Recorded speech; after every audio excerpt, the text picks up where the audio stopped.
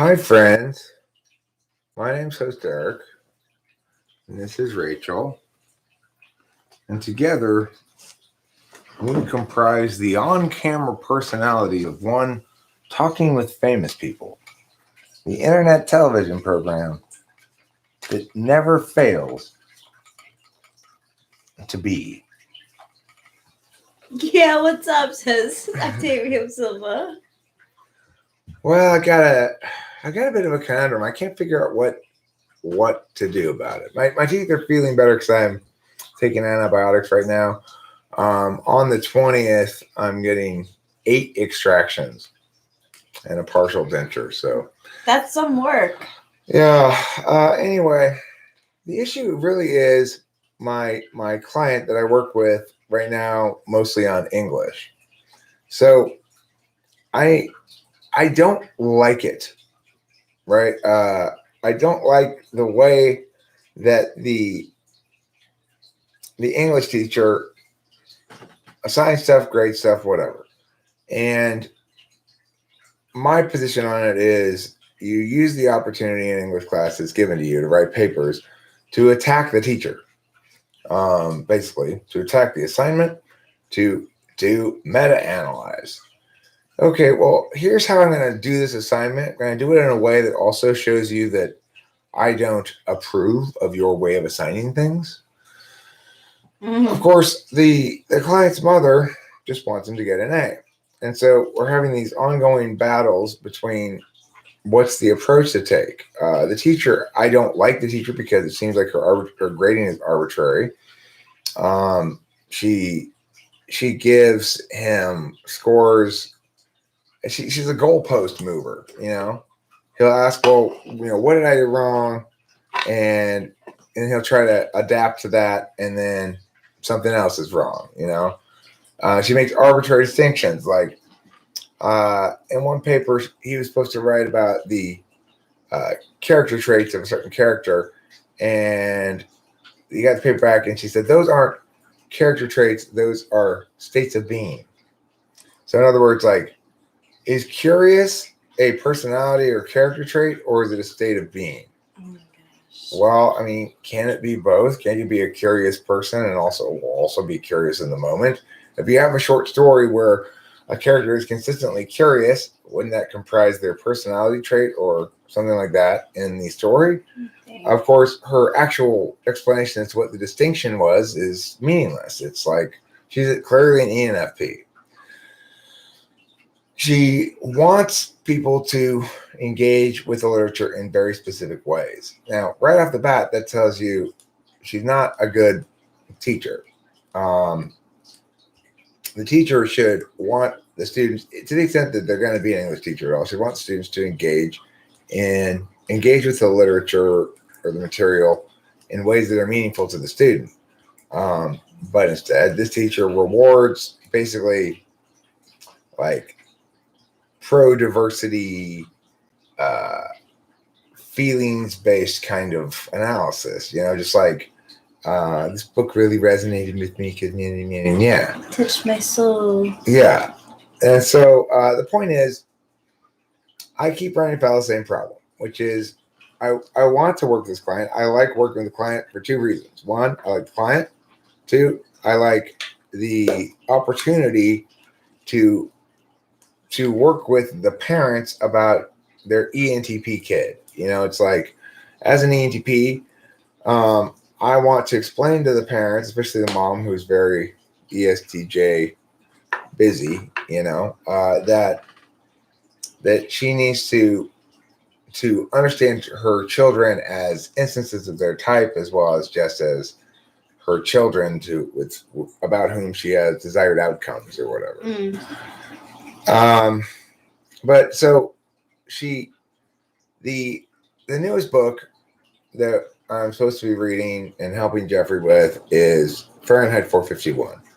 And the thing I need advice about is I'm trying to decide basically, am I just being spoiled? Am I just being pissy about this thing?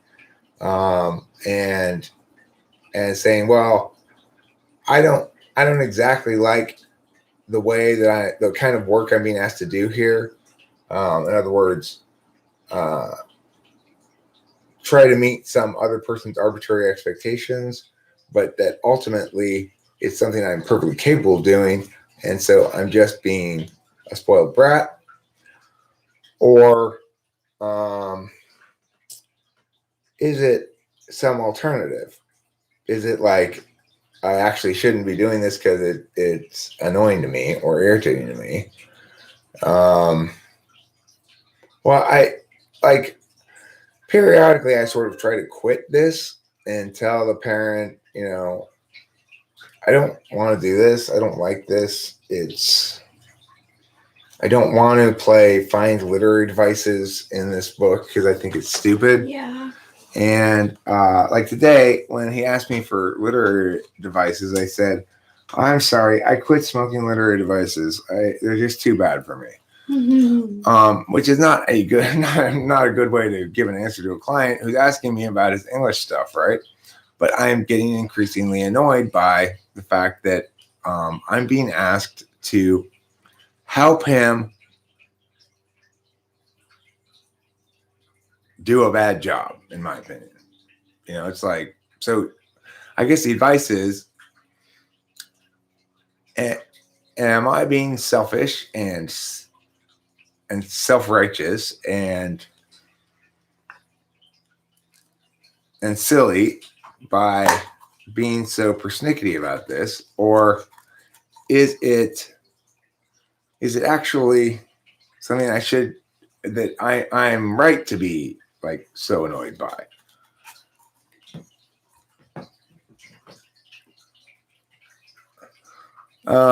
Here's the thing, leaf trimmer. It's funny. Leaf trimmer says Fahrenheit 451 is our reality now. It's funny you should say that because I just finished explaining to Jeffrey and his mom that the proper interpretation of this book. I just finished explaining three things to him. This is what your teacher wants you to do with this book. She wants you to link it to Trump and say, this is Trump's world that's being described here. A world of fast cars and militarism and a disregard and devaluing of words and language. And to a certain extent, that's true. However, the actual best linkage to that book in the contemporary society is COVID. That's the thing that's actually been suppressed to some extent, Well, I mean, that's the thing, Hambone. I am trying to decide basically whether to continue allowing myself to do work that I don't necessarily feel like I'm doing the best job I can, in part because I'm annoyed by the work, right? But, as far as the mother's concerned, I'm God's gift to teachers. I mean, I don't say this to brag or anything. That's what the mother sees me as, like, the only person who actually teaches. And all the teachers in school just give assignments, Yeah, because she can see how you work with Jeffrey and help Jeffrey. Oh, yes. It's true. Oh, kitty power. So basically, it's like Rachel said, well, we need like a whiteboard to put down pros and cons. And, of course, I immediately was like, ew, utilitarian concern? I was just totally joking, but... No, but I mean, it makes perfect sense. What are the problem is there are a lot of reasons why it's a good idea to continue working with him, despite my distaste for the current thing I'm being working with him on. And at the same time,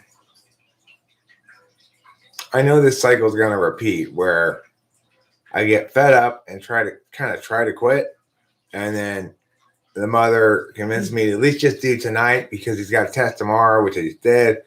And then I sort of get myself dragged back into it.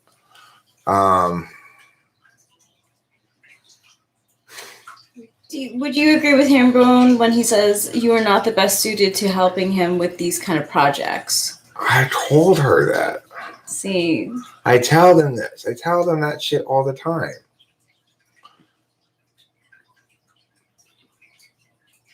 So the thing is here, as far as the client's concerned, despite my spininess about this, I'm still far and away the best person she can get to work with her kids.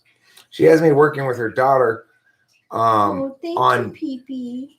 on nothing. It's like she says, well, just work with her for an hour. I said, well, what am I supposed to be working with her on? Well, you decide. Okay, fine.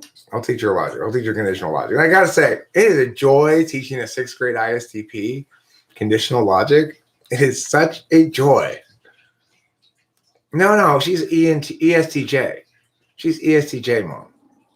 Yeah. She's as ESTJ a mom as you could ever ESTJ a mom. She's a textbook ESTJ Chinese tiger mom. Mm-hmm. But sometimes she tries to pull bullshit on me. Like, one of her reasons that I should, that they need me is that you got to understand, because I explained to her, look, you guys, this is frustrating to me because every time you come to me and you complain, because she calls me a lot and she complains about the situation, right? Like, I just don't know what to do. This teacher, oh my God, blah, blah, blah, blah. And then I tell her what to do, but it's always an action deliberation approach, right? Well, look, you've already got the following arguments locked in place. Here's how you should work going forward, because given the teacher's already done this, you can make this argument. Given that you've already said this, you can make this argument. So now if you do this, she's going to have to meow or meow, in which case you're going to win either meow or meow. Like that kind of approach is what I suggest to her. But that's not an interface approach, right? That is not something that says, I'm going to be responsive to the teacher's indications and adapt to them as they change, right? She sounds hot.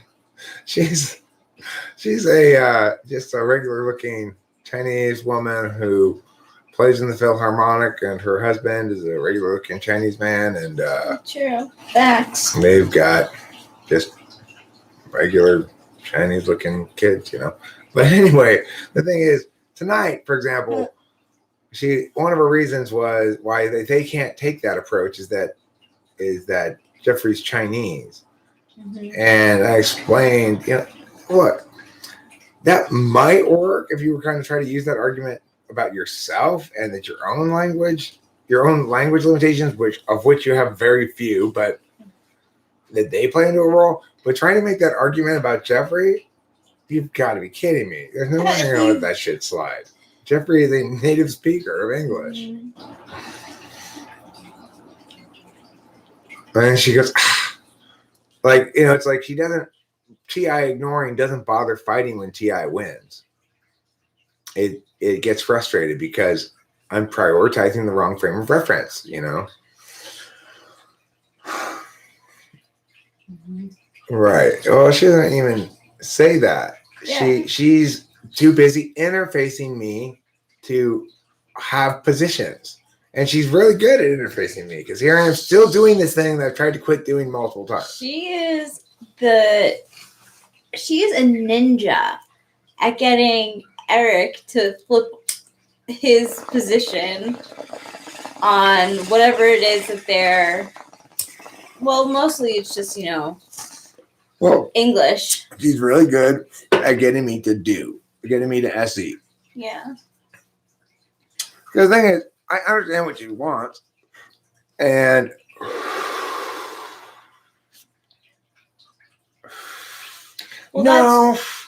I don't feel like she's breached my professional boundaries. I feel as though I'm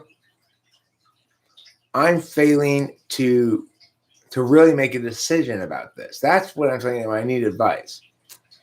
It's like, it's got to be one way or the other. It's either this lady is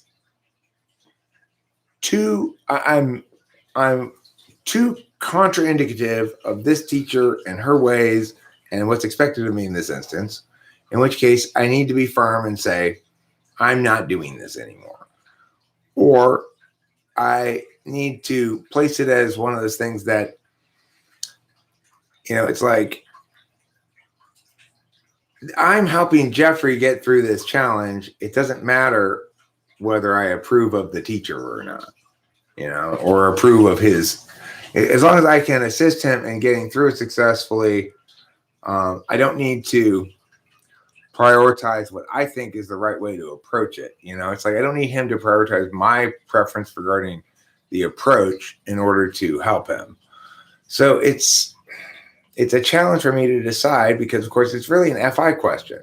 What matters to me more?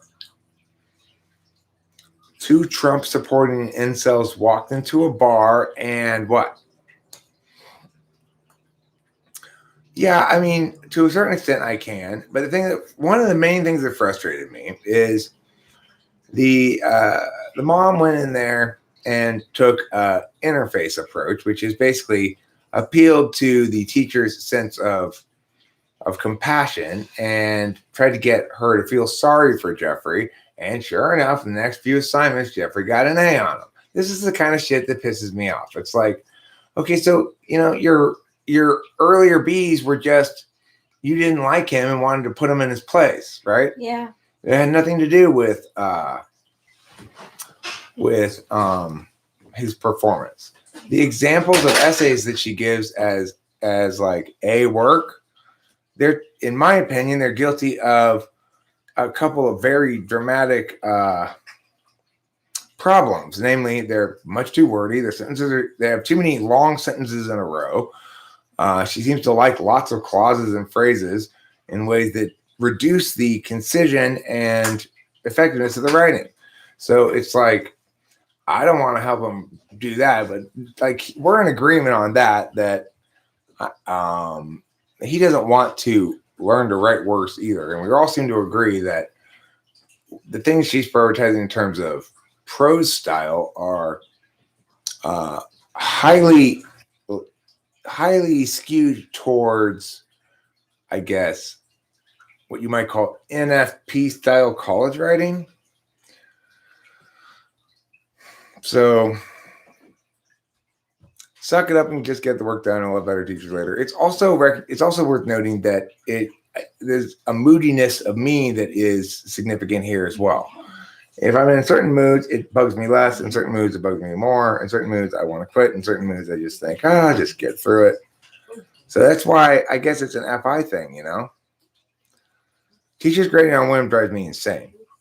And of course, the problem with trying to teach writing is you really can't teach writing. You can teach grammar, obviously. I'm waiting for the end of that joke. 2 Trump supporting incels walk into a bar and what?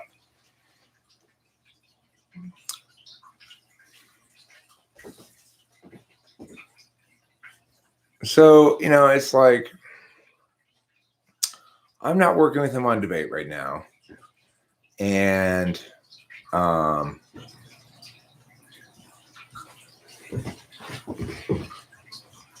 I mean, the thing is, Alexis Paul says, explain to mom that you're not going to teach. You're going to teach them how to write properly, but not necessarily how to get a good grade in class. See if she objects or approves, and she's paying you go from there. I explain all this shit plenty of times. Yeah, the thing is, what I explain is not that. I explain you can't teach writing. The best way to teach writing is to do debate. I feel like you've used all your explanations. Right, but she's antipolar, so she just hears them, humors me, and then maneuvers me into doing what she wants again. I see your point, but can you please just help him with this blah, blah, blah, blah. It's like, 2 Trump supporting incels walk into a bar and see a woman. One says, "Hey, look at that, it's a woman." And the other one says, "Let's run away." Mike Jones walks into a bar with 2 Trump supporting incels. And he says, hey, that makes 3 of us. Right, Mike Jones? Can I read above? I will read above. What am I supposed to read above? Eric, by the way, I'm applying for college soon. Would you be able to skim over my essays and make sure they're not worthless garbage? Sure, Octavio Silva. I would be happy to look at your essays. I'm sure they are worthless garbage. But after I've looked at them, they won't be.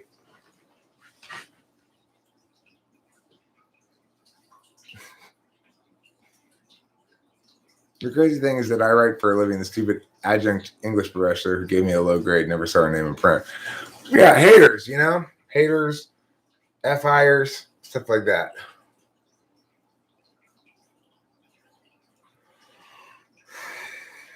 I mean, the thing is, Sean Ryan Barron,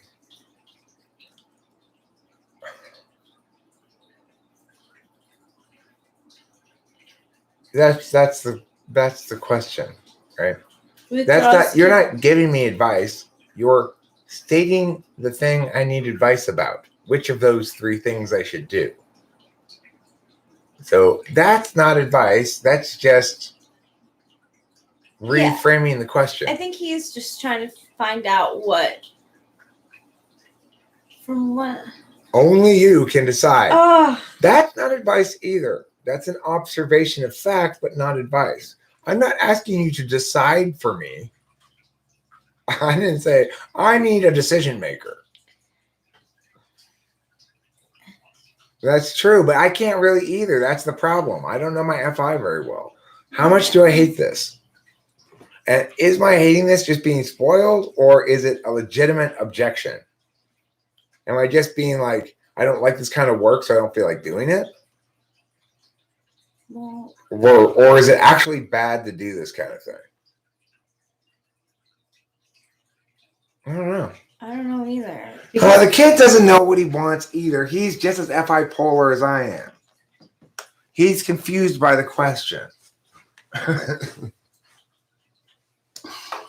he's like even more. He stays He's out. even more FI polar than I am. He has no idea that what it even means to be FI polar. No.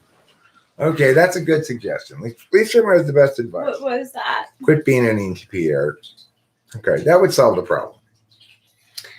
It's just like you said, it's difficult because it's based on like what you want, and like you were saying, are you just being like spoiled because it's something you just don't like doing, or is it not tolerable? Like, I don't know, but I don't know about for you, but I know for me that I see it's very I don't know, it's very difficult.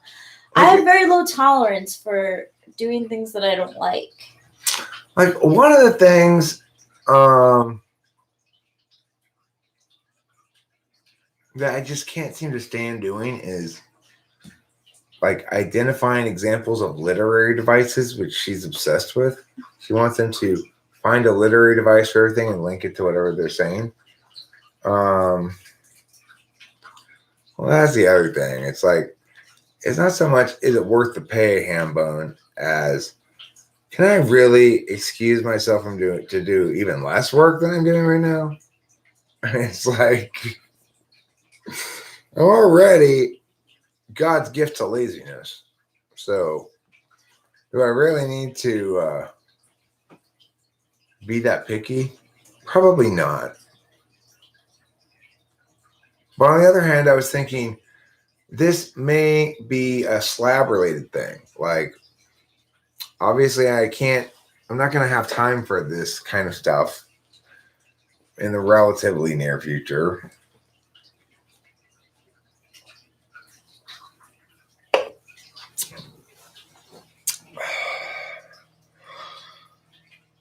Well, I definitely should do the work. It tends to pay for our weed a lot. That always helps. His English teacher is the same as my 9th grade English teacher. He's a 9th grader. Crazy ENFP obsession with literary devices. Rachel looks like she's had her soul taken. I think Out to dinner. that'd be nice. Because To the ballpark, maybe? Yeah, I would like to take you with me though. Or do you mean taken like that that movie by swarthy Europeans conducting human trafficking business in Paris? Or do you mean her soul seems quite taken by the newest anime series she's watching? There are a few. Yeah, I agree. Questions answered. Just do it. Just do it, Eric. Don't be a bitch. Don't be a little bitch. Who's they? You said Rachel looks like she's had her soul taken. And you said, no, it's like they look lifeless. Who's they?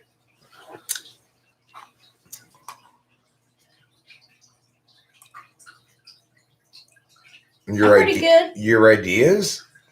They do look a little lifeless. I had a mini reunion with my old friend Jen, which was nice. It was nice to catch up with her and to thank her for helping me out in the past. It was really good to like kind of put that stuff behind us. And is it a little virtual scissoring? No. Oh. Should there have been? I'm sorry. Well, that's okay. I'm sure you guys will get to it next time. Can I say no? I guess. It's true. It's true that you guys take it up the bunghole or nah. Neither Rachel nor I take it up the bunghole. No. At least in this relationship. And as a general, across time, I don't take it up the bunghole. I haven't seen his. I've never incorporated putting things into my butt as part of sexual intercourse before. I don't know what that. I have had to reach up there and get my try to get my prostate like in the back or something, because I think it helps to push on it periodically. Yes, it is. They say to massage it. Otherwise, it gets kind of like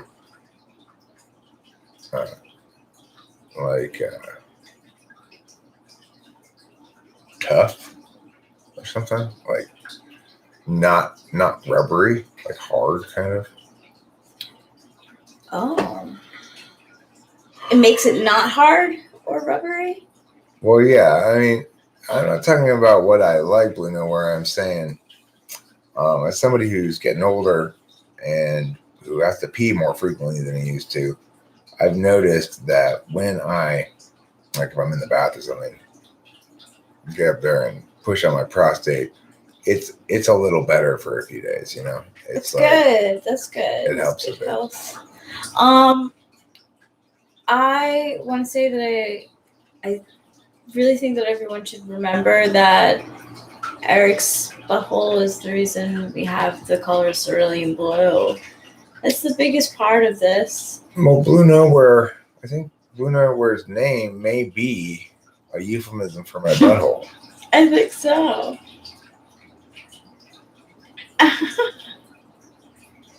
No, it's not. I really do have a cerulean butthole. It is in fact the source of all cerulean, which is to say, when the first designer decided to, I mean, my own finger. Yes, I do. Sometimes in the bath. It seems like a good sort of like health maintenance thing to do occasionally. It really is. The brushing the teeth of your sexual organ. They really highly suggest massaging the prostate. It's highly, highly recommended. It can actually like hurt if you don't. So, young guys, take heed to what host Eric says. It's good to touch the prostate, even if it means putting a finger up your butthole. I mean, like, I had to put like medicine up my butthole before. Haven't you guys ever done that? Or like, didn't you ever like put like a thermometer up your butthole? That happens a lot. When I'm sure the vaccine's fine. It's like I've read a couple instances of where it hasn't worked, where somebody contracted it after getting the second dose. I've read a couple things where people contract it after they have the first dose. I haven't read or heard anything that suggests there's been adverse effects from the vaccine. So in other words, I'm not sure how well it works, but there's no indication that it's doing any harm that I've seen yet. yeah. And the other thing is, leaf trimmer, one of the funny things that links to this Fahrenheit 451 in your response to it that I said to my student at the end of the thing is, remember first and foremost that Fahrenheit 451 is a failure of one of a series of failures of rationalist futurists from a long time ago. So ultimately, Fahrenheit 451 is a book of intellectual snobbery masquerading as an anti-censorship book. And the teacher would really like to do what Leaf Trimmer is doing, saying, we're very close to living in that society now, thanks to Trump, is what the teacher wants him to do. Okay. What I want him to do is say, we're not anything like this at all. That this is an example of the failure of rationalist science fiction writers to extrapolate from their contemporary realities successfully. That in fact, that Ray Bradbury is expressing here a fundamental bias against social media, against TV, against everything that's not highfalutin books and symphonies, and that snobbery is not consistent with a better, more educated, wiser, more fully realized population. That not everybody has the same values as Ray Bradbury. That being an intuitive is not inherently preferable to being a censor. He basically positions being a censor as being a brainwashed sheep in that book. So he doesn't know he's doing it. He's just expressing his own cognitive function bias, but that's what it is. The thing is, it is true fundamentally that sustaining a healthy marketplace of ideas is critical to everyone's liberty, freedom, justice, etc. That the countries that are the most oppressive are those that most suppress free expression. But what I told Jeffrey is that the actual way in which Fahrenheit 451 links best to our contemporary reality is through the way that COVID reality checks were curtailed during the early part of this pandemic, especially. So if you wanted to point to an example of actual censorship, trying to control the narrative in a way that harms society, you'd point to COVID. But if you write that in this paper, that's not the link she wants you to make, even though it's the correct one. So it is true that Trump's imagined ideal U.S. was full of fast cars, lots of media, and little thinking. That's true. But he didn't actually implement any kind of censorship of anything. Granted, he tried his very best to avoid ideas whenever possible, hence he communicated via Twitter. And the truth, that's just how he rolled, because he's his personality type. But the actual oppression or suppression of ideas is best exemplified by the sort of widespread unofficial consensus that this time we weren't going to let disinformation mongers interfere with the truth about something scientific. We won't bother actually distinguishing whether what we're saying is scientific or not, or whether things people are saying that are in opposition to us is scientific or not. We're just going to assume that because it's with that group of people over there that we can dismiss it as disinformation. What do you think Bill Gates cares about humanity or no? I mean, I doubt he self-identifies as a villain.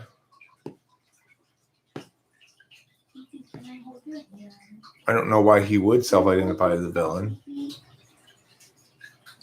What do you think he's done that's villainous so far?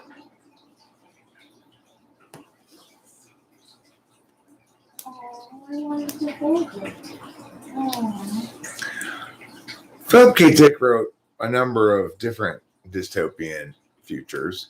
The Blade Runner one is, I guess, to some extent, closer than Fahrenheit 451 or Brave New World or 1984. But why is Windows 10 pure villainy? I don't mind Windows 10. Windows 10 is fine. Is there a new Windows besides Windows 10? No, Windows 10 is the last Windows. Okay, because I feel like my my laptop's been trying to update for like the longest time. I don't have the space on it to update it. We could clear out some space for you if you'd like. Okay.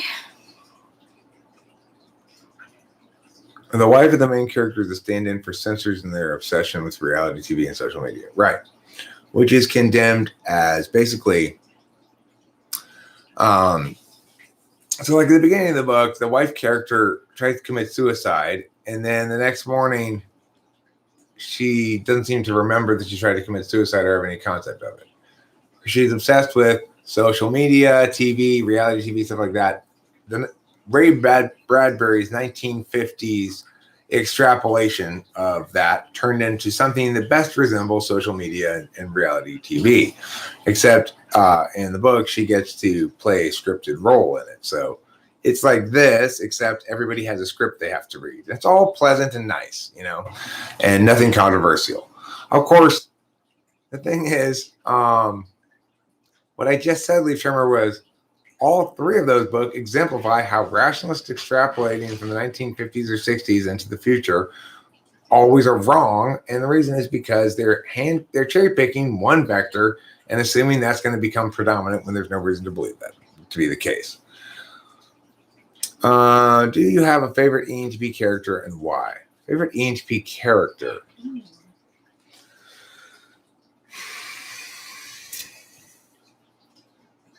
I mean, the first one that comes to mind is Tsunade. But sure, I know about Monsanto. I strongly oppose the idea that you can patent genomes. Like, I disagree with the court's ruling on that. Chandler is another very likable ENTP character. I like him a lot. That's a good call, yeah.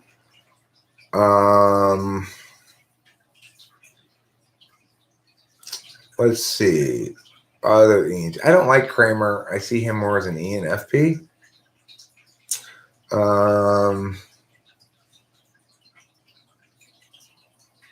Other ENTP characters. Well, I like the leader of the Yellow Scars and do rah rah rah. Yeah.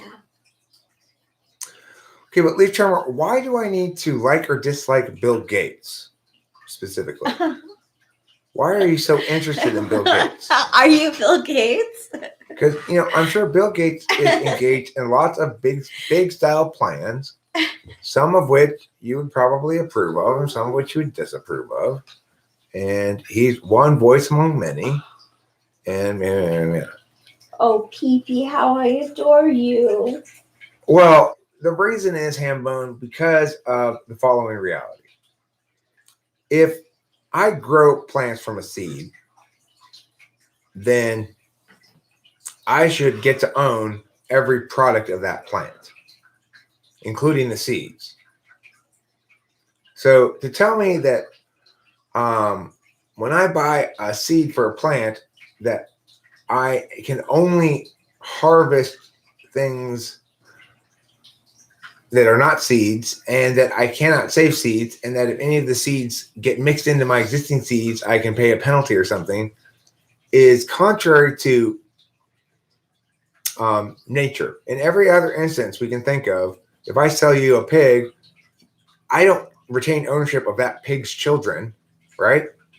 I can't require you to slaughter all of that pig's children. It's insane. It misunderstands the nature of ownership. Owning a living thing means that you have taken sort of husbandry over that living thing, which means you get the products thereof. That's the problem with it. It puts the onus on the wrong party. It's not my job not to use seeds from your plants. Let's say I plant some seeds, and then the next year I'm lazy. I don't farm. And those seeds come up naturally on their own. Am I going to get in trouble? Only if I harvest them? I mean, why is this company from whom I bought seeds still involved in my life at all? That's true. I bought seeds from you. Why are you still hanging around? Boom. It's pretty straightforward. This is very straightforward. I would not type Orochimaru as an ENTP, but I'm not sure what I would type him as. The yellow-haired guy from Durarara is an ENTP, I think. And he's cool. Yeah, he's cool. I like his story arc, and the ending too is cute. Do you think in before sunrise, that's an ESTP or ENTP? The guy. Oh yeah, he's probably an ENTP. He's an ENTP, I think. I think he is too. I think she's INFJ also. Yeah, I do too. Probably Ethan Hawke plays another ENTP in Reality Bites. My gosh! But I don't like that guy at all. He plays a good. Yeah. He's kind of a dick. He's a dick. When he says, when she comes out and she's wearing like the crochet thing, and he's like, "You look like a doily." Like, it's like, damn, you're such a dick. Soon enough for what?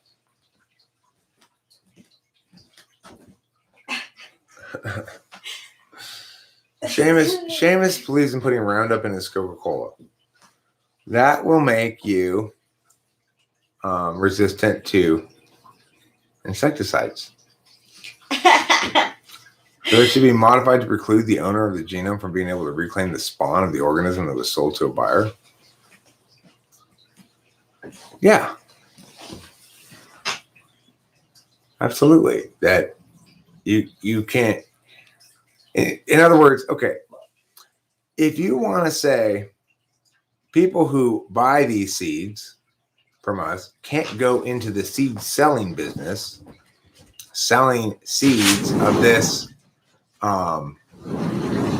modified organism, because we have the exclusive right to sell those seeds for a period of years until our patent / copyright expires. Fine. But they're not precluding people from going into the business of selling those seeds themselves. That's fair. In other words, if you want to say that Monsanto owns the rights to sell that brand of seed because they created that brand of seed, then treat it like any other copyrighted work, and it shouldn't be a patent; it should be a copyright, right? And that's fine. But then note that wouldn't preclude me from collecting my own seeds and not having to buy from them year after year. The way the ruling was done, it's compelled farmers to buy from them year after year. And that's just not okay. It's right. It's like, if I can collect the seeds myself from your thing, then they're able to do so. If I don't want to work on that and don't want to have to deal with that shit, then I can buy the seeds from you again. But you cannot compel me to not collect seeds from the plants I grew and use them to plant the next generation of plants. You can't fine me for that. That's what the ruling allows them to do. There was one instance where somebody successfully proved that the plants that were Monsanto seeds that were in their farm had gotten there via wild dissemination, and that they hadn't put them there and they hadn't collected them. And so they won the case in which Monsanto was seeking damages from them. That's the sort of thing that happens. They had to go to court and defend themselves because they happen to have some Monsanto genetic corn in their cornfield that they didn't plant there themselves, that blew there in the wind or whatever. That's what makes it a bullshit ruling.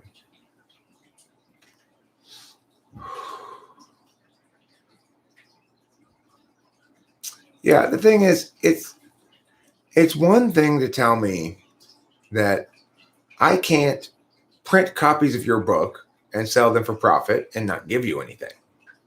That's fair, right? If you're the author of the book, then somebody else shouldn't be able to go, oh, cool, I like this book a lot. I'll print a better version of it than Penguin Books with bigger print in it, and I will sell it. And that way I'll get to keep all the profits and Penguin won't get any. And then the author doesn't have to get any of the money. I'll take it all. That's great. No, that's what copyright's designed to prevent happening, right? So that's fine.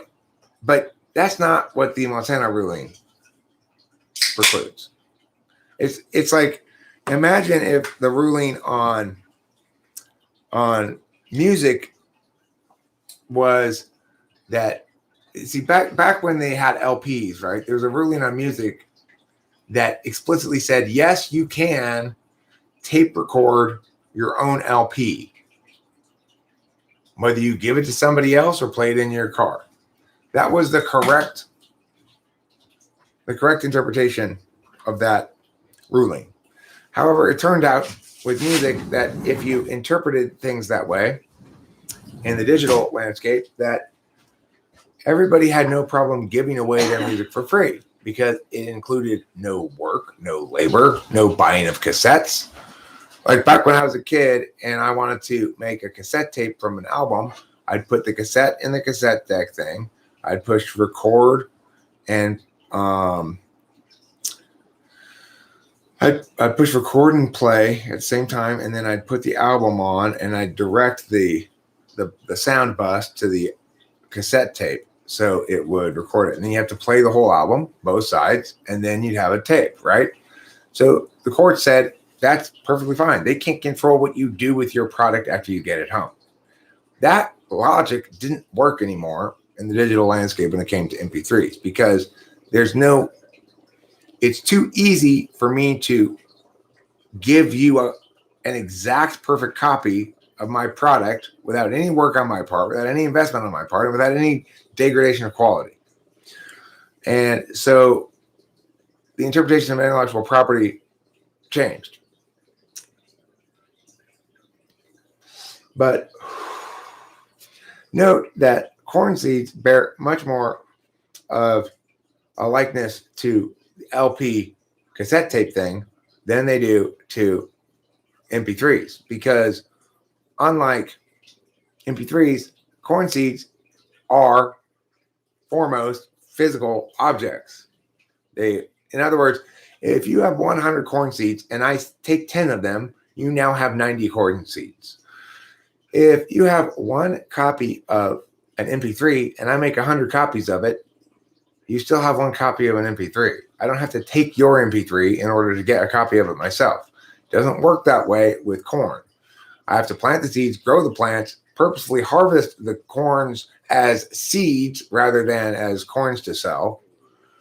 And that means that I should be able to do what I want with it. In other words, because my ownership of the product, because there's labor and work put into it between receiving it and utilizing it as a seed again. I mean, they have to grow and to fruition a whole generation of corn first.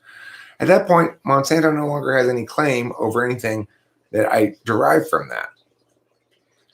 It would be like Monsanto claiming they deserve some percentage of the proceeds from the corn since they sold you the seed. Now, in theory, it's possible to construct such a contract, but the whole point of selling somebody seed is that they're paying you for the seeds so that they can grow the plants and have the plants, right? Just because they bought the seeds from you doesn't mean you own the plants.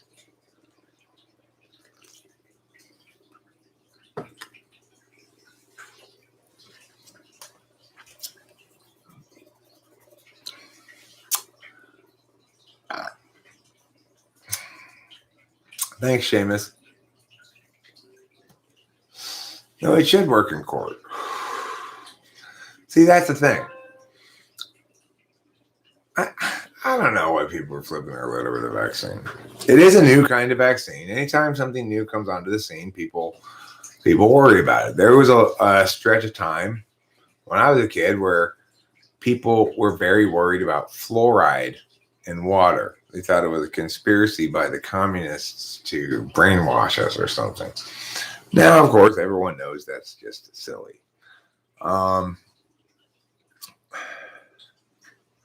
I was a kid, conspiracies about JFK were really popular. Now they're a lot less popular. Was JFK genuinely killed by Lee Harvey Oswald from the book depository? Probably not. It was probably some sort of CIA thing, But it helps as an example. The JFK assassination is an example of something about which it's appropriate to consider conspiracies. What's the main difference between acts that lend themselves to appropriately to conspiracy explanations that involve people conspiring? Well, the one thing they all have in common is that they are single events in time that have a duration that's limited and comprise one set of linked activities. So, for example, in the Vietnam War, there was a false flag operation called the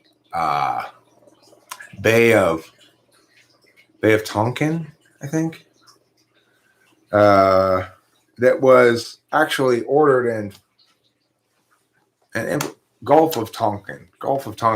That was actually ordered and executed ordered by the president and executed by some sort of special ops team. Now, what's interesting about the Gulf of Tonkin is my dad was telling me the other day that Uncle Lonnie, my aunt's husband, who was a career military guy and a Vietnam vet who was the captain of those boats that would go down the river with a machine. It's like the dangerousest job in Vietnam. Anyway, he's got a lot of crazy stories. But one of the stories he has is he was in some sort of communications post in Japan at the time of the Gulf of Tonkin and having his communications about the matter being shut down, So you're bored by the Gulf of Tonkin?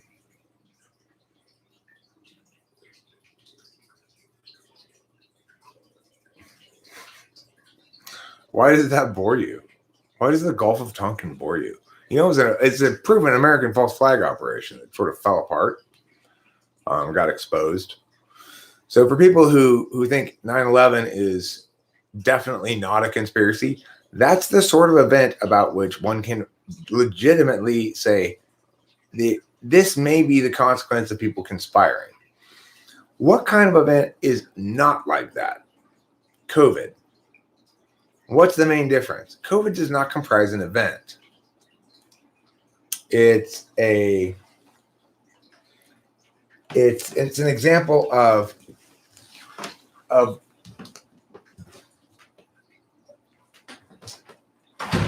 it's proof of how important it is for narratives to be in place. So, like, if COVID came about when the world had already discussed what comprised limiting principles regarding this sort of thing and why it was more important. Basically, in other words, the fundamental reason for the COVID pandemic is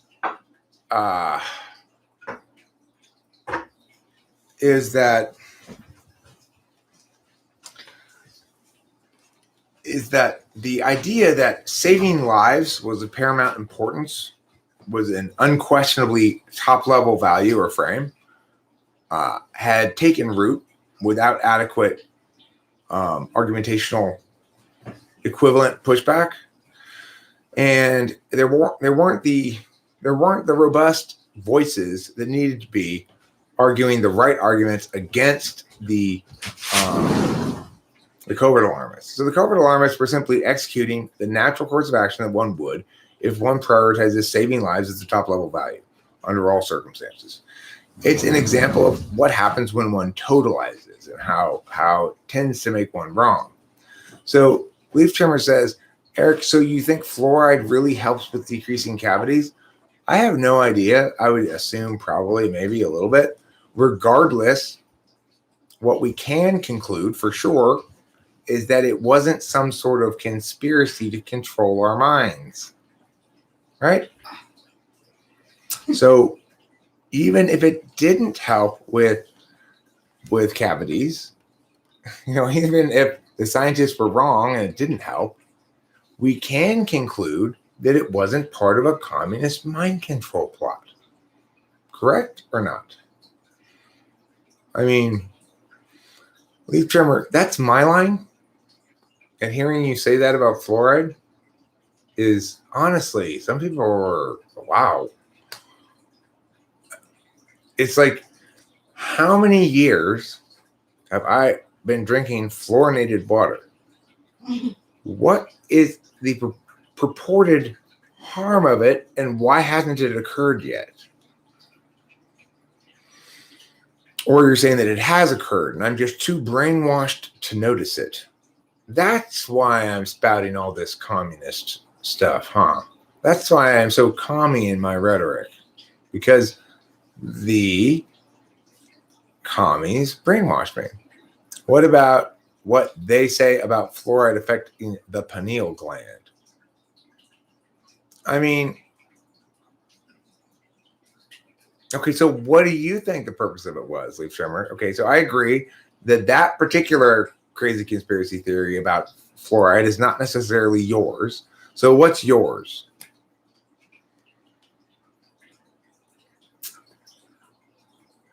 I mean, let's say fluoride does affect the pineal gland or does have other negative health consequences. Why do you think that somebody willfully why do you think that somebody would willfully cause those harms? What's their intended desired outcome? And Legends Fall says one of the claims is that fluoride makes you pliable and compliant. God, I would be just nonstop contrary if it weren't for this fluoride, I guess, huh? Yeah, Eric's pretty like negationary, says, contradicts all kinds of shit, really stands and takes the controversial position. But thank God for fluoride. If it weren't for that, I guess he'd be a genocidal maniac. I mean, like, I was like kind of joking asking that because like a lot of people do say it calcifies the pineal. I always say it that way. The pineal gland. Pineal gland, yeah.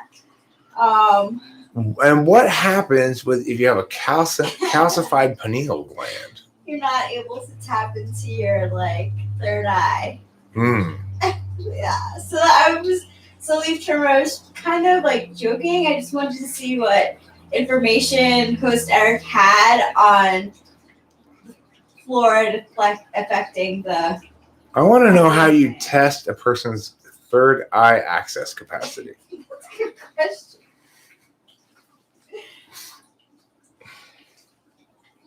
Ooh. It's like you just use a Geiger counter.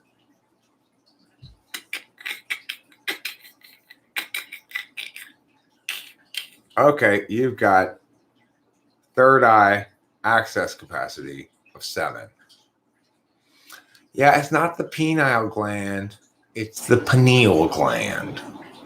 And it's not a pianist, it's a pianist. Okay. How many pianists can you fit in my penis if a pianist were 1 pineal gland's worth of pee? Wow, that's not that much. If it calcified people's brown eye, then we'd have a revolution over it. Good point, Legends Fall, because that would cause a lot of constipation. We would have a revolution. Look, I'm into strong bones. And if fluoride is going to calcify my shit, then fine. I want strong bones, and I don't want to drink milk. That's why I drink a glass of straight fluoride every day.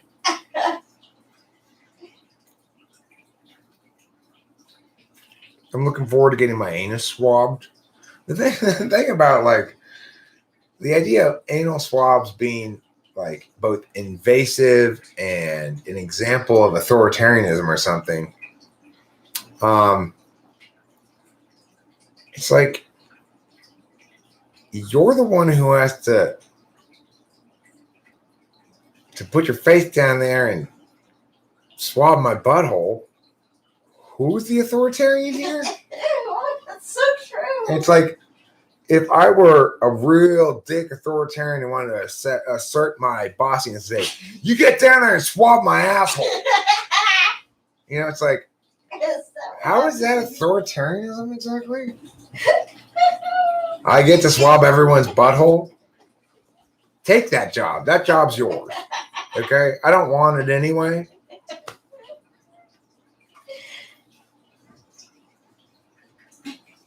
You know, it probably links in with HARP, leaf trimmer. Probably the government's using their weather controlling machines to create chemtrails that connect with our fluoride deposits and cause us to turn into killer robots, then board black UN helicopters to implement a new world order of a single world government. That's that's probably what it is. Based on my intuition, that's probably what it is. That's probably how the fluoride links together, you know. It's like, first of all, fluoride was the real chemical they were experimenting with during those Montauk tests. That's the secret level of secret, okay? The aliens came, crashed in Area 51, and what was on board? A lot of toothpaste. People said, how is this toothpaste different than Earth toothpaste? Well, it turned out that the only difference was the addition of fluoride. So naturally, scientists said, hey, aliens, what's up with the fluoride in your toothpaste? And the alien said, don't you know? It makes your bones stronger. But they were lying. It turns out they were actually representatives of Xenu, you know, that bad guy in Scientology. Anyway, Xenu's real, except he's really into fluoride. That's mainly his shtick. And the reason is because when people become fully calcinated, they turn into a pillar of salt like Lot's wife, and then he uses them as cow licks because he likes to breed cattle. So really, this is all part of a grand conspiracy to get us all to turn into pillars of salt so that he can graze his massive cattle flock here on Earth.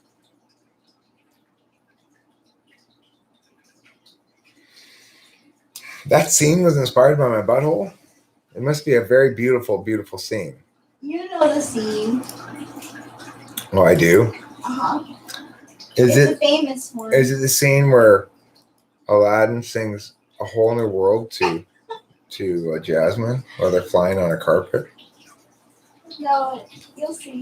That's my single favorite scene in History of All Film. So romantic. Oh my gosh, you're such a cute couple. I say. Every time I see that scene, I'm just overwhelmed by the need to, oh my gosh. Oh my gosh. Oh my gosh. Oh my god. Let's see. Here and then. Oh, this scene. Yeah. Oh, I do recognize this scene. Yeah. That whole scene is based on your butthole. Right. That color blue she's wearing right there in that scene, that's the color of my butthole. Yep. That sweater. Yeah, and then the Devil Wears Prada lady rips a new one in Anne Hathaway's thoughts. As well, she should, because what she says in the movie is true. Anne Hathaway, do you know how much trouble I had to go to get Eric to agree to let me look at his butthole so that I could color your sweater that color? Eric is too scared to live up to your proposal. Leaf trimmer, fluoride is poisonous. If I were to drink a glass of it, I would die.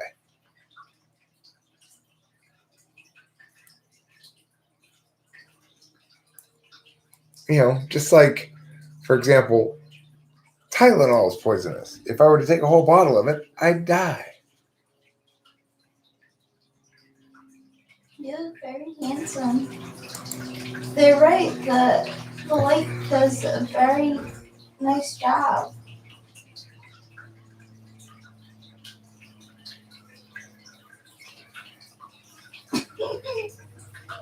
Alright. That's the second time DM asks, what do you think of the decision not to have kids? Whose decision and what do you mean? Okay, I will answer that question. I think I know what he means, and I will address it.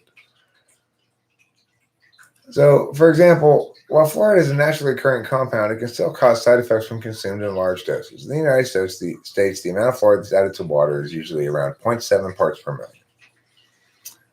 million. Dental fluorosis occurs when you consume too much fluoride while your teeth are still forming under your gums. So don't have too much fluoride when you're under 8. Skeletal fluorosis is similar to dental fluorosis, but it involves bones instead of teeth. It can cause calcification of ligaments. This tends to result from long-term exposure to high levels of fluoride, often in drinking water.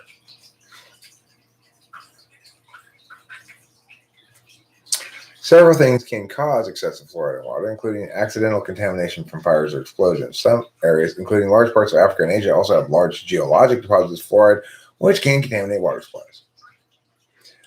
There are also reported cases of skeletal fluorosis in the United States, though it's rare. In the case of a 52-year-old American man with skeletal fluorosis, experts concluded that it was likely due to swallowing toothpaste.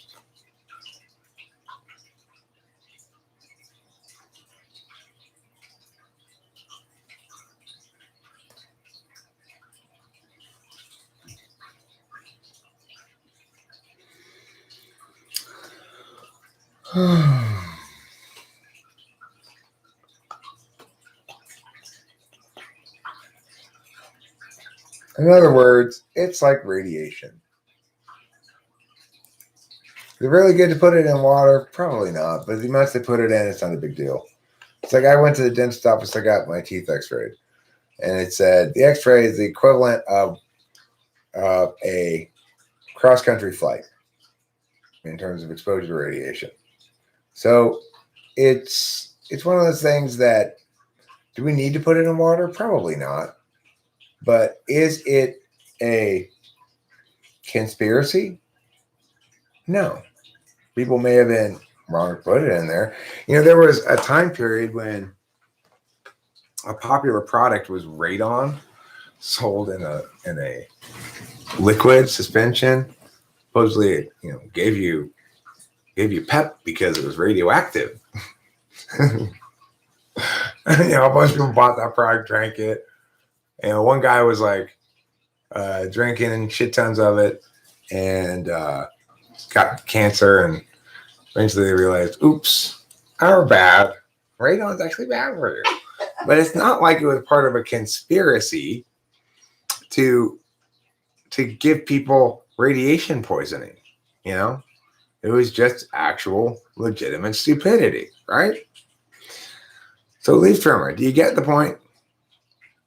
Do you get that it's important not to give people too much credit? People are dumb. You give people so much credit. Like, no, fluoridation is not a conspiracy. It may not work. It may not be a good idea.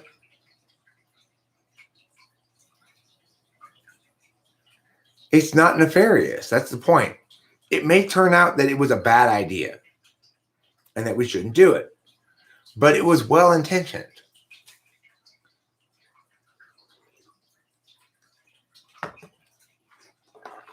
You know, people can be incredibly willful in their ignorance. For example, the mayor of Los Angeles, back in the 40s, there was a move that said people are getting sick from the smog. The amount of ozone in particular is of concern. And it's not healthy for people to breathe in a bunch of ozone. No, leaf trimmer. Okay, let's remember what actually happened. I will get back to your question about the kids, by the way. I haven't forgotten it. I said, I was pointing out that back when I was a kid, people had conspiracies about fluoride being a communist conspiracy to control people's minds. And you accused me of being gullible somehow about fluoride, right? That's what happened. I didn't say fluoride's a great way to prevent cavities. I said it's one of those things that you can point to and say, this is a bad thing to make conspiracies about because it's not a single event and it's much more likely that people make an honest mistake than that's a conspiracy to do harm. I didn't say you said it was a conspiracy. You're the one who attacked me on the fluoride issue, saying that I was somehow lying to myself or foolish or whatever. Right? So let's remember what actually happened.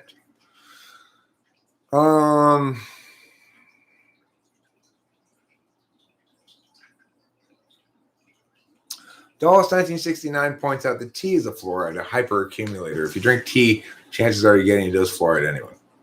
Okay, cool. Colloidal silver. There's nothing wrong with colloidal silver. It might actually be healthy for you, but it's not a magical cure. Hydrogen peroxide.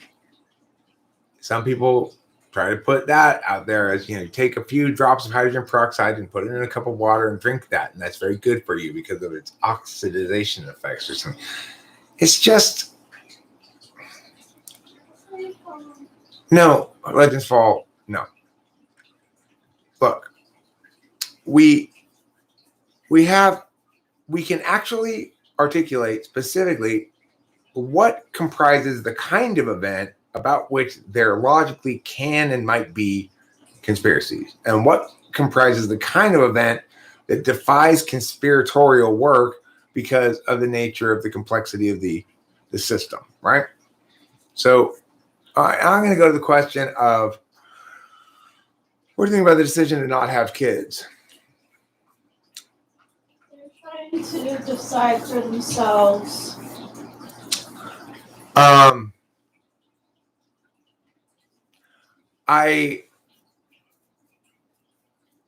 The thing is, like, my parents' friends, Ed and Claire, they never had any kids, and they decided not to have any kids, and they seemed perfectly happy with that decision all the way to the end of their life.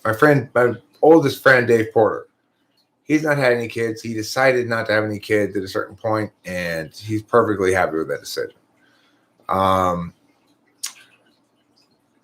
My friend Paul, he has a couple of kids, and I would say that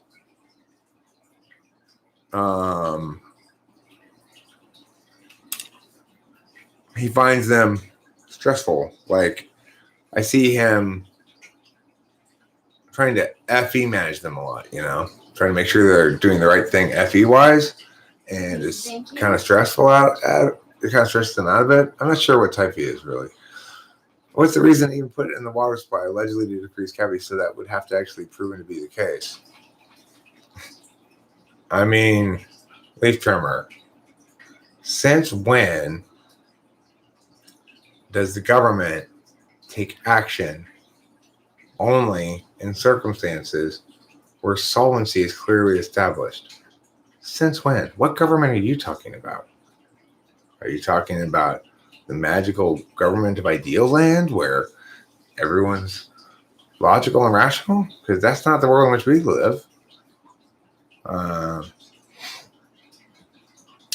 The food pyramid, which was in every classroom in America when I was growing up. It is in stark contrast to dietary advice today. Is that because back when I was growing up, some nefarious individual decided to spread lies about the food pyramid? Or is it because after the food pyramid had worked for such a long time, some nefarious individual decided to replace the food pyramid with something that contradicted it? Which one is it? Or is it just that people are dumb?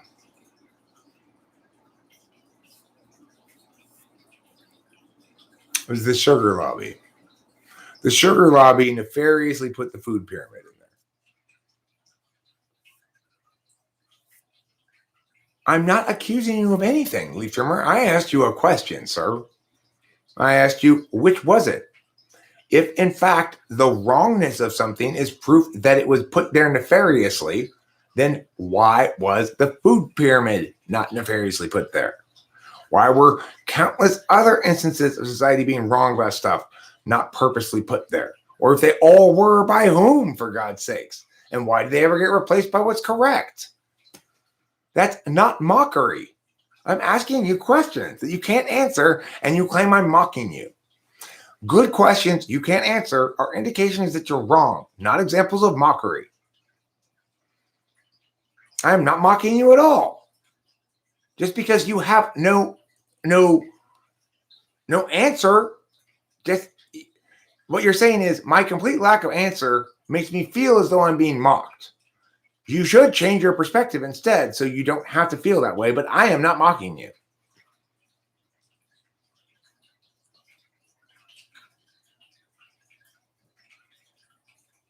I mean, I don't know what the right tide is. The point is, society's so determined to have answers about things that they'll prefer a wrong answer or a bad answer to no answer. People don't like, we have to wait and see. We have to wait and find out. This isn't clear. It doesn't universalize. They don't like answers like that. So they accept some answer that's universalized about something that shouldn't be universalized about, you know?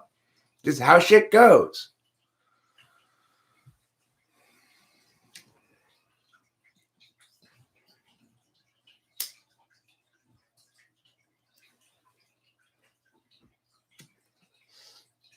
Leaf trimmer doesn't go on camera.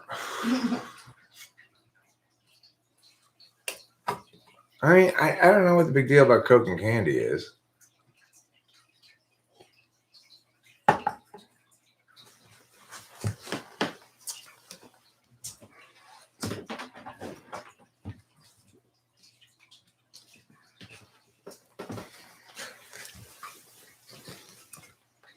The thing is, social mores change over time.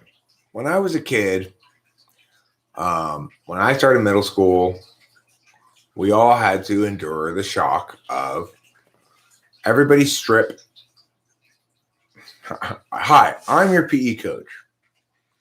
All you 7th grade boys before me now, here in this locker room, take off all of your clothes.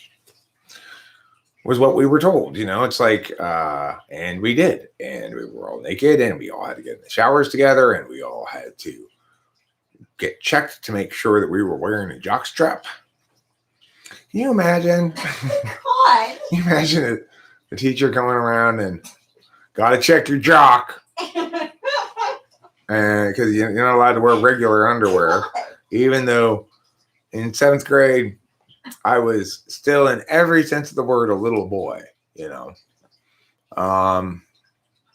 Yeah. That was standard operating procedure then. Note, nobody put that protocol in place as some sort of nefarious conspiracy to sexualize young people or something. It just was a holdover from a past in which school was structured on a military idea. You know, like school is like military for children. That's the thing. And might as well have been. Might as well have been penis inspection day. It's so terrible. I mean, middle school was the first time I'd ever seen an uncircumcised penis, and it was some kid from China. And I remember wondering, like, why do Chinese people have triangular penises? It's really strange. What's wrong with that guy? Or what is that? You know, like, why does it look like that?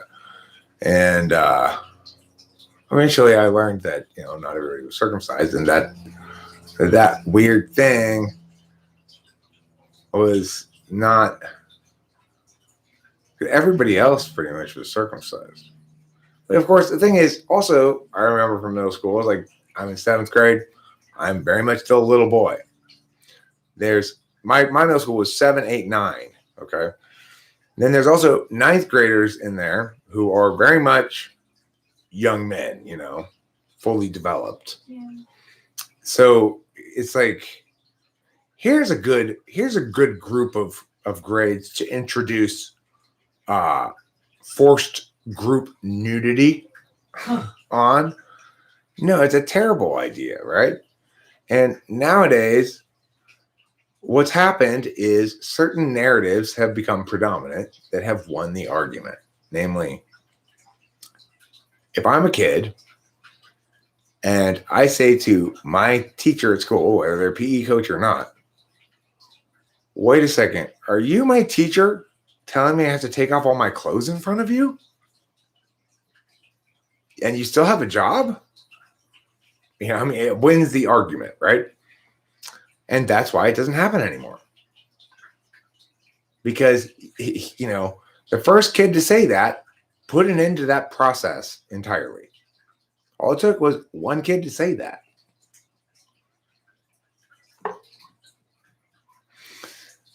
Because the thing is, we have, what do you say, fake news? You never made a jump to what being nefarious? Fluoride? Look, I mean, leaf trimmer, remember what you objected to? I pointed out how silly those people in the 70s were who said that fluoride was a communist conspiracy to implement mind control over the American people. And you said I was being gullible or something, right? Do you remember how this started? So you agree with me then that those people back then were silly to think that. So you wouldn't have disagreed in the first place. We're on the same page. Right? And you're the one who objected to my characterizing the fluoride conspiracy theorists who thought that it was a communist conspiracy to do mind control. You objected to my characterizing that as silly. No, that's not how it started. No. Leaf trimmer, let's not misrepresent what happened. Let's go back to the beginning and read it. That is not what happened.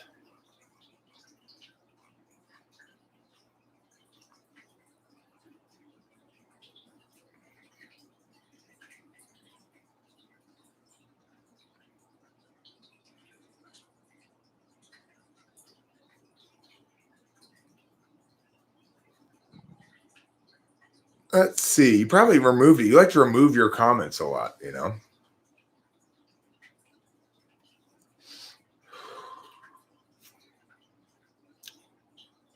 Let's see.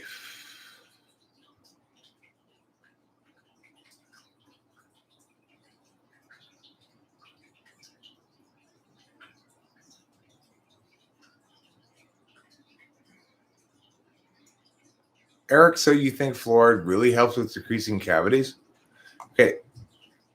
Now, no, you may have meant it as a question.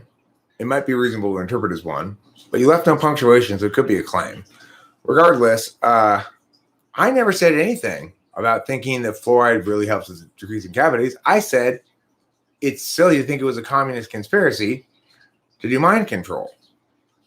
And you reacted derisively at that claim, concluding that therefore I must believe it decreases cavities.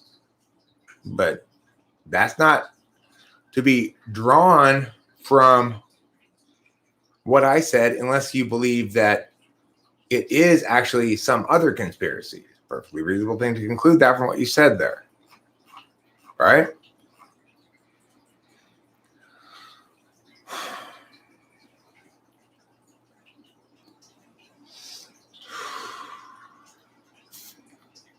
Okay, I want to go back to the question of having kids. Having kids ultimately was something I knew I wanted. I wanted to have at least one kid. I knew it early on in life, and I continued to believe that until finally I found someone to bear me a child, my first wife. Once I had a kid, I realized this is much different than I expected. I didn't unjustly lump you into anything. I didn't include you, Leaf Trimmer. I did not mention you when I was talking about the fluoride and the communist conspiracy at all. You derived from my statements about a conspiracy that I heard when I was a kid that I believe fluoride prevents cavities. I never said any position about that at all. My position is that it wasn't a communist conspiracy. And now you say I'm lumping you in. I don't remember lumping you in at all. I mean, it's like, if I make fun of something stupid and you feel lumped in, chances are you identify with that stupid thing for some reason. I don't know why. You don't have to. If I go like, can you believe those idiots who think the world is flat? And you go, so I guess you believe the world is round, Ark. I mean, what the fuck am I supposed to conclude? I wasn't talking about you. I was talking about flat earthers. If you happen to be one, that's your fault.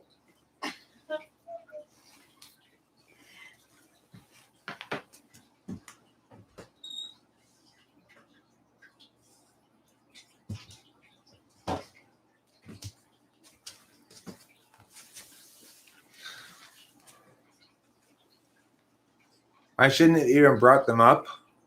Brought up whom? No, I'm making a point, Leaf Trimmer, about when it's appropriate to attribute things to a conspiracy and when it's not. And you feel threatened by that because you know that a lot of the things you attribute to conspiracies run afoul of this rule. So you don't like it. But it's like, yes, I bring up the flat earth thing because it's a relevant example, right? In other words, I'm not assuming you're a flat earther, but if I say, gosh, those people believe the earth is flat when it's clearly more spherical than flat, and you go, oh, you believe the earth isn't flat? I mean, what am I supposed to conclude? The analogy is perfect to what happened here. Now, granted, it's more believable that the communists got fluoride put in our water to control our minds than it is that the earth is flat, but not much.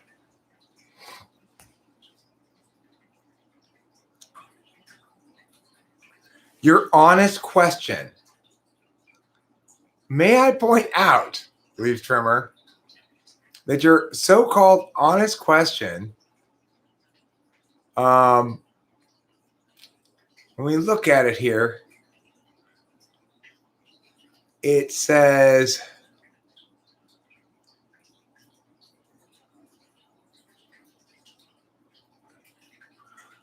Eric, so you think fluoride really helps with decreasing cavities? Laugh, cry face, laugh, cry face, laugh, cry face, laugh, cry face, laugh, cry face. rolling on the floor laughing. And now you say that it was just an honest question. It's a normal, straightforward, reasonable, honest question that made you roll on the floor laughing 5 times. Is that what you're telling me?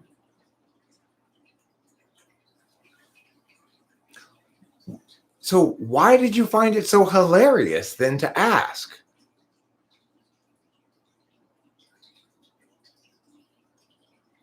The point is, some things are suggestive of the kind of things that lend themselves to intentional bad behavior of some party. So I concluded that it's probably lab released. In other words, that whether or not it's intentional or unintentional, that the Chinese have conspired to cover up the origins of the virus. And I believe that's a perfectly reasonable conspiracy to assert as the most likely explanation. Why? Well, we have lots of evidence that's consistent with that in terms of how the Chinese have behaved. We can make a very strong circumstantial case. I mean, good mother, of course. Remember what I said about a debate with Ben Shapiro? In order for Ben Shapiro and I to debate, what did I say? Why would it be hard for us to debate? Do you remember, or do you not care about what I say? You just talk out your ass without listening to me at all, or do you listen? The challenge with debating Ben Shapiro would be finding a resolution that we are able to one side is willing to affirm the other to negate. Because the number one rule about being good debaters is to not debate the wrong position. And to be careful about the scope of the claims you're making. He is a good debater. I think we'd have trouble finding a resolution that we both agree to debate. Because we can both see where a resolution would skew one direction or the other, right? If we genuinely disagree on some specific policy matter, then we can debate that for sure. And if we genuinely disagree, as I said before, good mother, it would come down to who's correct. So I believe I'd be more likely to be correct, mostly because I'm older than him and have done more work in the area. But it's possible he'd be correct. I'm not dissing his quality as a debater. So good mother, it's time for you to check in the mirror as well and try to take a shot at being objective in your self-analysis, okay? Watching. Sure, do your thing.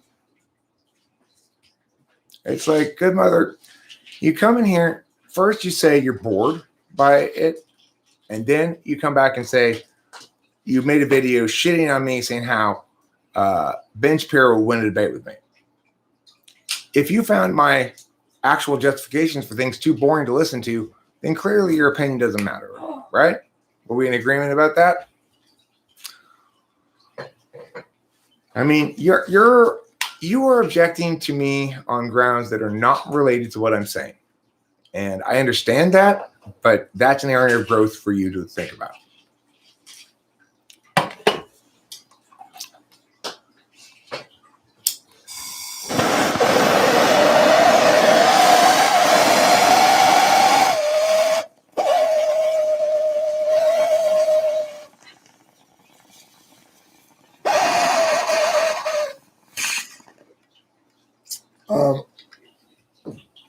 I don't afford anybody in this world superior status to me. So I don't believe in elites. I prefer not to take the little bitch route. That's definitely true. I love you. I love you too, darling.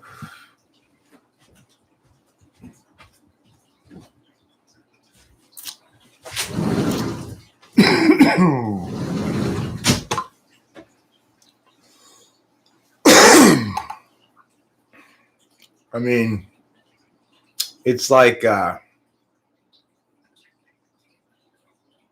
if you call someone master, you're just admitting you're a slave. That's literally just avoiding the question. No, Legends Fall is trying to point out the fact that your reification fallacy and your assumption that there's some monolithic group of dominant elites who make decisions that are all in agreement with each other that have gone over before is fundamentally flawed. I don't have to explain it again. I'm not avoiding. I'm pointing out that your notion is fundamentally wrong. That the people who advertise, whatever they advertise, are not a monolith of voice trying to get the same thing across. You will see multiple different voices expressing different positions and or either tacitly agreeing with or tacitly not agreeing with or sort of subversively not agreeing with the whole virus thing. You see it across the board. Lots of different perspectives. Some ads show people in masks with them. Some don't. Some make a point of saying this was taken before the, it's like, don't lie to yourself. Don't create monoliths where there are none. Don't pretend that just because something is commonly agreed upon by people, that there's a conspiracy to agree upon it, that there's a unified force behind it, compelling those people to voice the same things. That's where your thinking mistake occurs. I've discussed this before. I don't want to have to keep hammering the point. If you don't want to listen, then fine, don't listen. But don't keep coming back with the same wrongness and expect it to land any differently than it did the last time.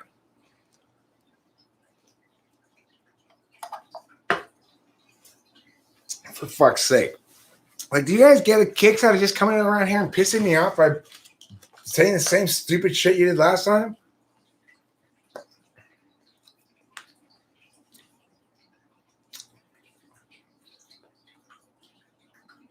You asked me a question about, Eric, what do you make of the global elites advertising viruses at events like opening and closing ceremonies of the Olympics?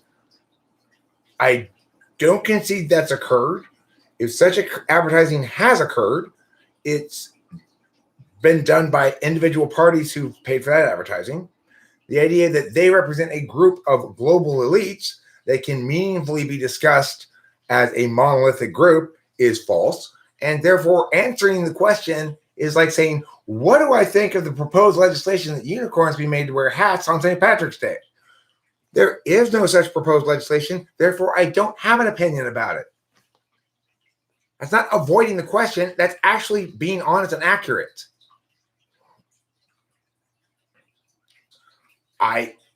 Did you hear my answer?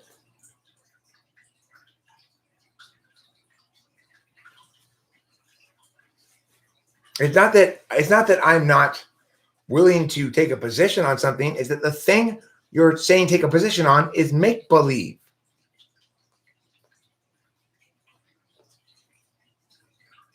What do you think about all those Christian ducks having problems with the Protestant ducks? I don't think anything about it. I think you're crazy. Ducks don't have religion. That's not avoiding the question. That's answering it accurately.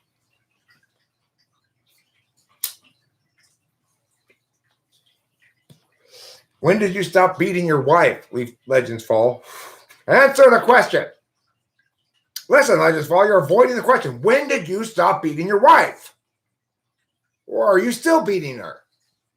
Which is it? Did you used to beat her and stop? Or are you still beating her? Answer the question. Don't avoid the question. Don't you avoid this question. When did you stop beating your wife, Legends Fall? When?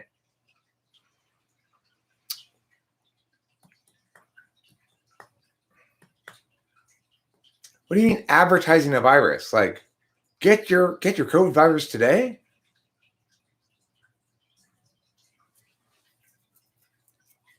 Right. The answer to your question is I don't believe that the dominant elite, the global elite, are in fact engaged in such a campaign.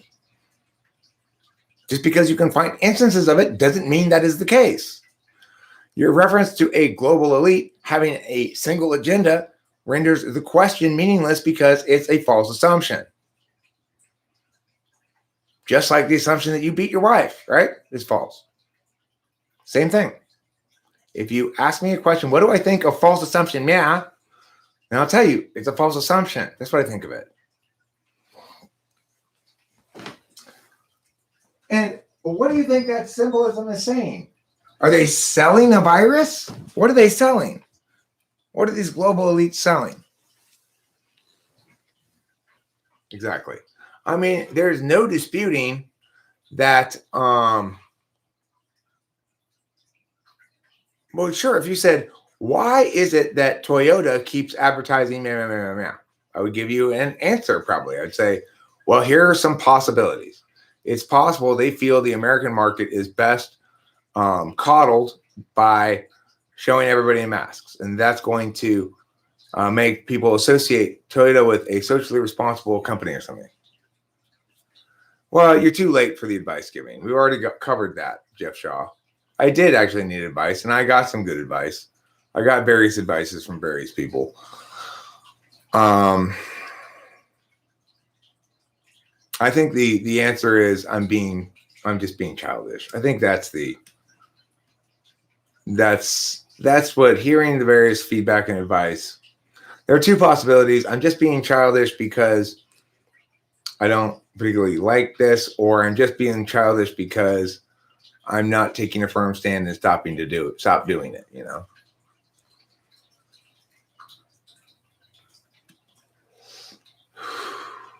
So the thing about the problem with groupism in general, which includes global elite, is it allows us to weasel out of saying something specific. So legends fall. Maybe there is an example of a company that puts specific ads in a specific event, and you find it fishy in some regard, or you don't like it, or you wonder what their motivation is. Then say that, right? So I noticed that the Motorola Corporation and the Toyota Corporation both put ads of this sort in the opening ceremonies of the Olympics. And I would argue that they both advocate meow tacitly.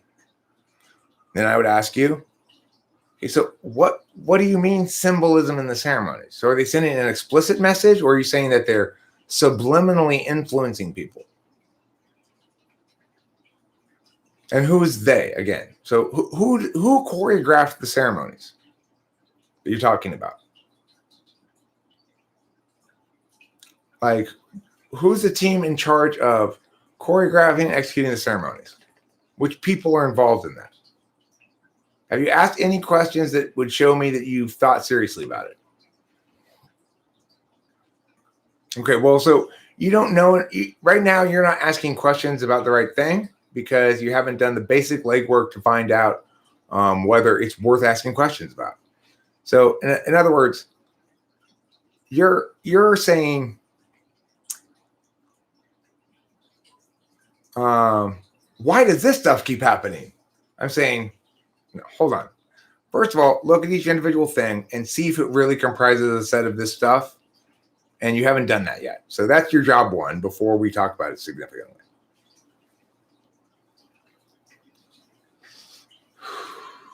Yeah, it's fourth slot NI. Fourth slot NI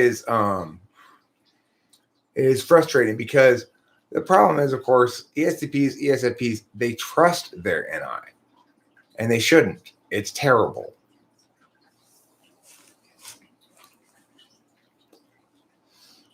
It's like me trusting that, I'll remember all these appointments without putting them on my calendar. No, you won't, Eric. You'll forget them. But it's easier to recognize the shittiness of fourth slot SI than it is to recognize the shittiness of fourth slot NI, because fourth slot NI leads one to believe in holistic conclusions that are implied by certain things maybe, but that aren't actually justified if you look at the whole picture. In other words, fourth slot NI gathers those data points that are consistent with its initial instinct, and it doesn't really consider the bigger picture and the larger set of data and figure out if it validates against that. It's more limited in its scope than top slot at NI, for example. Am I not grouping up people? I'm describing what it means when someone's cognitive functions stack is such that they have fourth slot knowledge and it's universalist. So yeah, I am grouping people. I've explained this consistently. I'm not strawmanning your positions. When did I strawman your position, Legends Fall? Look, these words mean things, okay? If you wanted to successfully prove I strawmanned your position, you would say, I, Legends Fall, said meow. And you positioned meow as meow minus A or meow plus A. That's straw manning. Give me an example of it then. Give me an example. I don't think I've even heard you make any real arguments here. I'm just pointing out that the things you're saying are fundamentally category errors. You're assuming a monolithic group where there is none. And I would say that people who consistently do that are most likely to be ESFPs or ESTPs. Is there a difference in legitimate grouping and illegitimate grouping? Yes. What is it? Well, I'm actually describing how you go about being in life. In other words, if I say, here are the people over 6 feet tall, that is an objective grouping. If I can say the people over 6 feet tall can touch this without standing on their tippy toes, and the people under 6 feet tall cannot do that. That would be correct and accurate, right? And also grouping. It's a legitimate form of grouping because it's not conferring an identity onto those people that's arbitrary. It's accurately describing a quality of that individual and what it means to be who they are.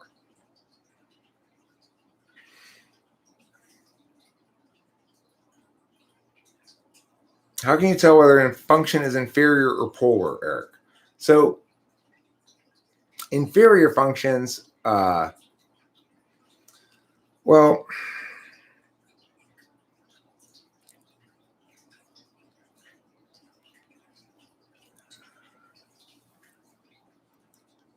people engage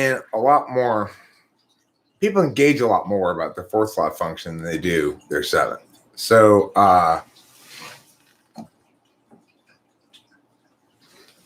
the thing is, when it comes to my fourth slot function, it's an area where I'm likely to be self-deprecating. In other words, I know I'm not very good at SI. I know I forget stuff and I forget to eat, and I should keep better care of my body with drinking more liquids and stuff.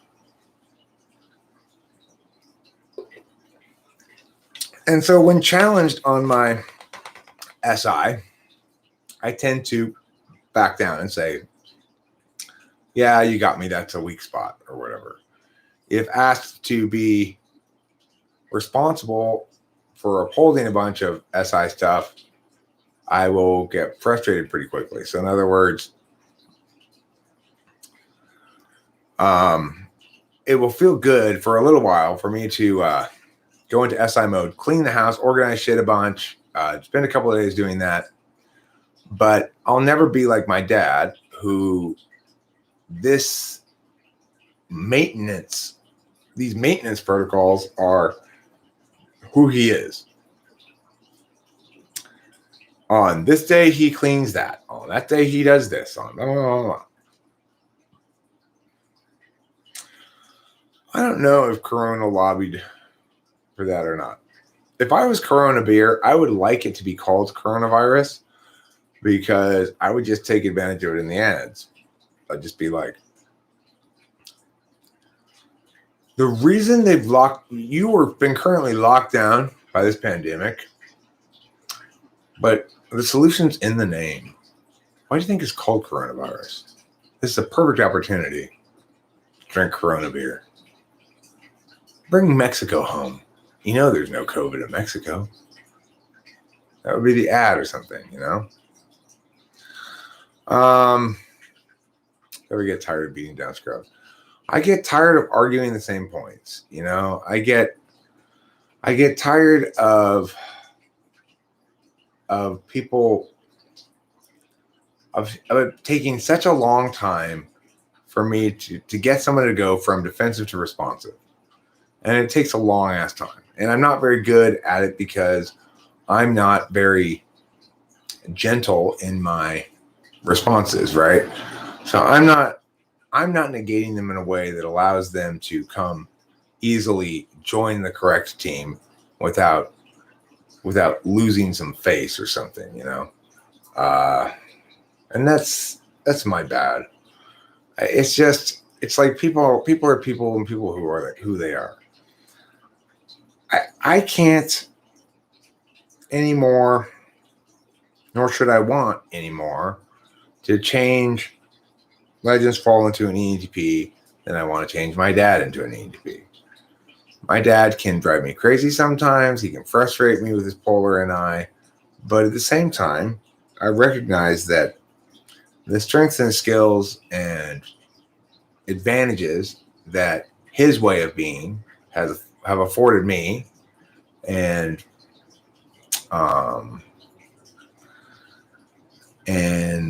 that have made such a stable world for me in general were critically important to my development as a good man. That his in some sense unnuanced worldview has helped me substantially to recognize when bullshit doesn't cut it and bullshit doesn't justify things. One of the things about ESTJs is that FI fourth to E first, they don't like anything shady. And when my ENTP nature took me towards more shady uses of rhetoric, I was clearly informed that wasn't okay. You know, there were moral lines we don't cross, regardless of whether we can, and that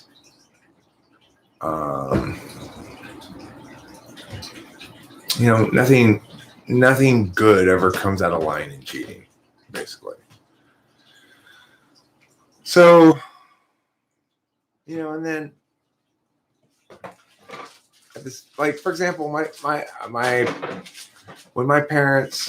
my dad got too much money from the insurance company for the damage that was done to his car, which was little to none. In other words, he got more money than it cost to fix it. He tried to send back the rest of the money and was angry when they refused it, because his argument was, this is why insurance rates are so high. You know? He That's wanted practical. He wants the world to make sense. Mm-hmm. He wants things to be fair and just and right and true. And he doesn't find it appropriate that insurance companies pay more than they should, and that as a consequence, he has to pay more than he should in insurance premiums. Yeah. It's like, I appreciate that kind of idealism. That's what it is. It's idealism. It's like, the world should be as it should be, not as it is. And it's a basic reality that underlies everything I do and say, basically, is that the world should be as it should be and not as it is. But as it should be is, for me, so much a matter of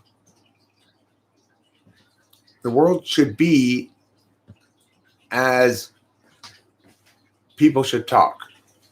So I get frustrated when I can't communicatively explain, using logic, reason, analogy, and so forth, why meow is the best set of words about meow. The thing is, of course, it is my area of expertise, not just typologically, but also professionally. I am a debate coach and an English teacher, and so when I talk to people about, like, like when I'm talking to you about the election being stolen, what I'm really saying is, if you win the coin flip, don't go off on that. You're going to lose the round. It's like, I don't care. I don't care which side is right. I do care, and it hurts my heart when I see people embracing the wrong arguments because they can't get past their FI attachments, basically. It's like, I'm really attached to these words, and they will sometimes cling to them till it kills them.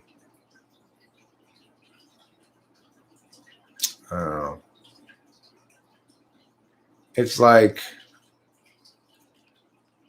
there are probably lots of conspiracies in the world by lots of different groups and lots of different parties to do lots of different things. Whether or not we call it a conspiracy or a plan really depends on whether or not we feel like it's evil or not. Okay, but look. No, I didn't straw man you. The thing is, to straw man you, you would have needed to make an argument, and then I pretend to respond to the argument, but I'm actually responding to a different argument that's a variation of what you're saying. It makes it easier for me to respond to it. So, for example, if you said, I have proof here that shows that not only did these pings from foreign servers correlate with downward movement of Trump versus Biden votes, but there is, the following IT people have explained that these packages they've intercepted are proof that those pings actually changed votes.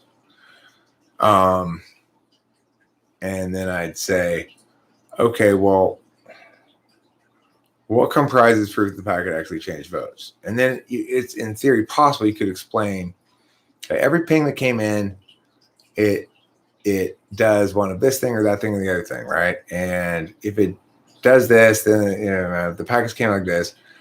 The fact that there would be a mechanism in the machine that votes could be changed from a remote server seems surprising to me. Like, why would they make that a feature of a voting machine? If you're saying it's not a feature, it's a bug.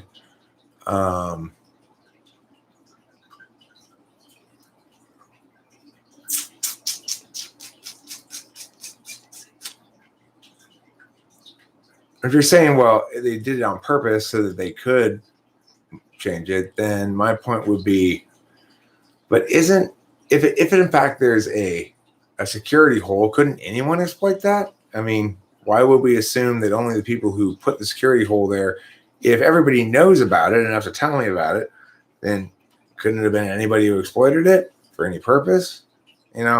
So it's like questions like that are important to ask. I don't think I attributed motives to you that you never expressed. I don't assume you have no good reasons to say what you say. I'm pointing out you haven't provided any. Right? That's what I type him as tentatively. Is ESTP Joe Rogan, but I really don't know for sure. Have I learned about Spielberg yet? What about him? I don't know anything. What did he do? Did he do something bad and he's getting canceled, or what? What did Spielberg do? Did he ruin Raiders of the Lost Ark? You are ESTP. Dab. Oh, that's fine. I don't care. You can call me more. That's fine. I'm not going to complain about name calling. Name calling doesn't bother me. Although I get that it bothers other people and that I'm not justified in doing it. I don't care if people do name calling at me. I don't like. The thing that bothers me is a substantively bad argument. That genuinely bothered me. People can call me an ass viper, a moron, or whatever all day long. It's not relevant. It doesn't matter because it doesn't bother me because it's not relevant to what we're talking about. It's like, okay, I'm a moron. Fine. Now let's figure out what the correct position on this matter is. Eric, you are mistyped. He says he is ENTP, but he is ESTP. So Nakamura Shelton says that I, Eric, am ESTP and not ENTP. I see him. What's the giveaway, Nakamura? How did you catch me? What did I do to get caught here? I thought I had fooled everybody into believing I was an ENTP, but I couldn't sneak it past Nakamura. What was the giveaway? How did you catch me?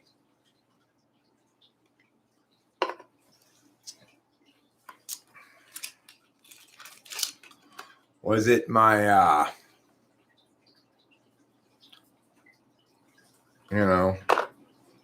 steely gaze?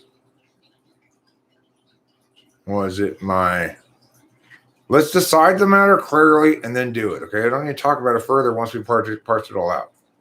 Was it that quality of me?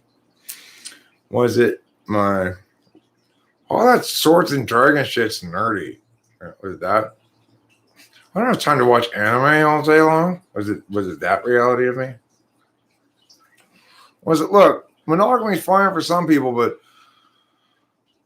so many ladies, so little time. Was it that? Was that quality of me that made you think I was an ESTP? Was it my ability to ignore SI? How whenever I have to poop or feel uncomfortable, I show no sign of it just because I'm tough like that? Was it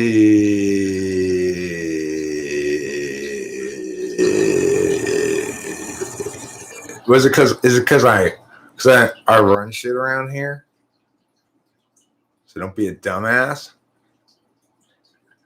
Don't fuck with me because I run shit around here. Eric.exe has crashed. Hey, Nakamura Shelton, you're a virus of some kind. God damn it. Now I've got malware in my brain. Now I can't shake the fear that I'm secretly an ESTP. But what if he's right? What if I've been lying to myself this whole time? I'm actually an ESTP. God! Why did I waste all that time writing all those little silly songs and stuff? They're all too wordy, too. It's like if I had just been in my normal ESP self, it would have been so much better. I spent all this time being so intuitive, knocking shit over, being clumsy, forgetting stuff, being shy with girls. Most of my life anyway. It's like I wasted all that time because I misconceived myself as an ENTP and self-fulfilling prophecy. I guess I started acting like one. Yeah, I guess you're the real ENTP and I'm the ESTP. That's why I don't want to admit you're right about this. It's like I can't exactly explain it, but my 4-slot NI convinces me. I am right. And there are reasons that just because I can't explain how that rocket attains escape velocity doesn't mean that it doesn't. It's a complicated set of processes. So, you're the ENTP because you keep telling me I'm wrong. And I'm the ESP because I run shit around here and fuck off. You're right because you're in 5th slot NI, but I can't admit it because of my 4th slot NI. I'm stubborn. And remember, most of all, I run shit around here. Okay? I'm the ESTP who runs shit around here. If you're interested in hanging out and you're a girl, send boob pictures to Taylor at Flow State or Legends Fall. I don't want to be sent boob pictures because that would just be, relationship disrupting. I'd have to be like, Rachel, I got a picture of boobs. I haven't really gotten, I think I got one time somebody sent me some boob pics. Your fourth slot NI stands for never incorrect.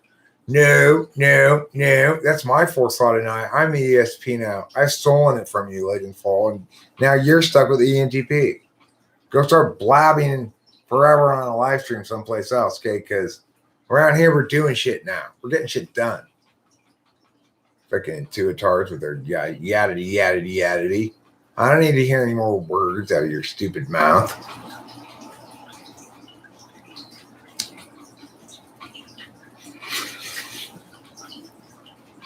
The worst are like blobby intellectual girls. It's like, that's not what your mouth's for.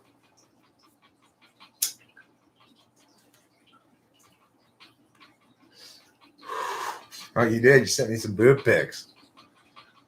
I think that's after we already knew each other, though.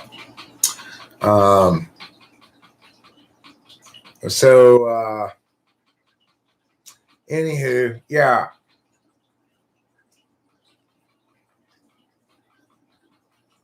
I'm now that I'm an ESTP, I'm accepting applications for my harem, and I will be holding a motocross rally this weekend. Please join me. Bring your motocross bike and your all your attractive young female friends. We'll be having a wet t-shirt contest at Lake Havasu. There'll be speedboat races and water skiing. In addition, I run shit around here, so don't fuck with me.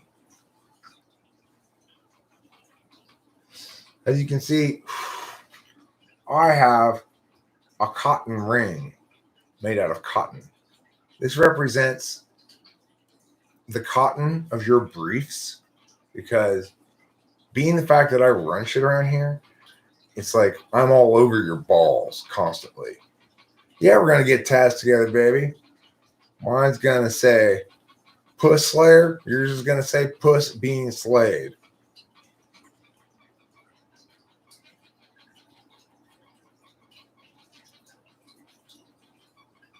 Well, I'm not overconfident.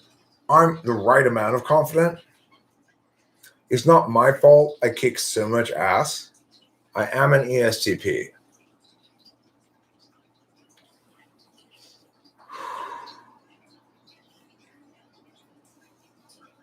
Yeah, so mostly what I do is run shit, kick ass, slay puss, take names. Win football games, direct companies to success. Reject your feelings is relevant in this matter, or any matter. Call people who embrace their feelings crybabies. I'm an ESTP. I don't like crybabies. Okay?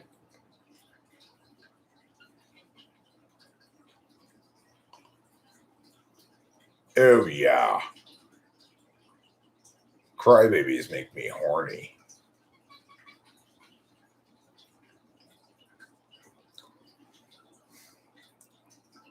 So like I woke up this morning and like there was like 6 girls in my bed, and I'm like, girls, come on. You know the deal. Out. They're like, oh, can we have breakfast? No. Out. But this is our house. Well, not anymore. Now it's my house. I run shit around here. Now I have 2 houses. I don't know what happened to those chicks. I let them come back and get some of their clothes.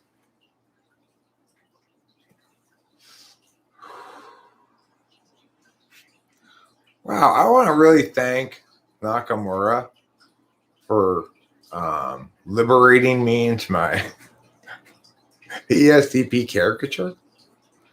Yes, Legends Fall. I know ESTPs are not really like that. My daughter's an ESTP. I don't have anything against ESTPs at all. I like the idea of being typed as an ESTP. It's so ridiculous.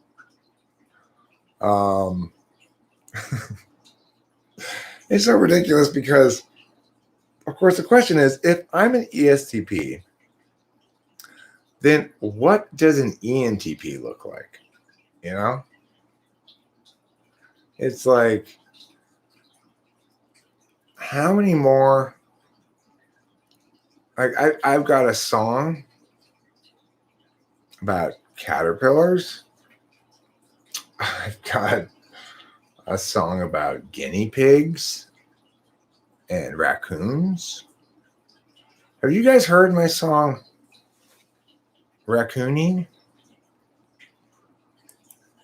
It doesn't really seem that ESTP of a work, but let me pull it up for you guys.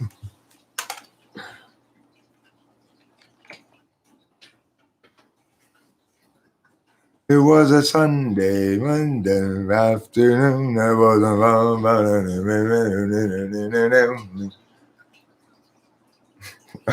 I just put in Sunday as a search term.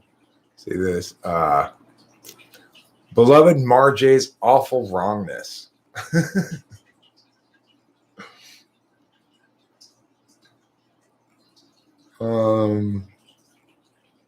Eric, why do you have to use such language all the time? Let's see. Raccoon.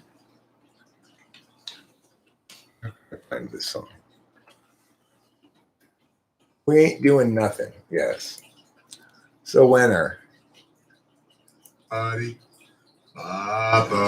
got a good video too. It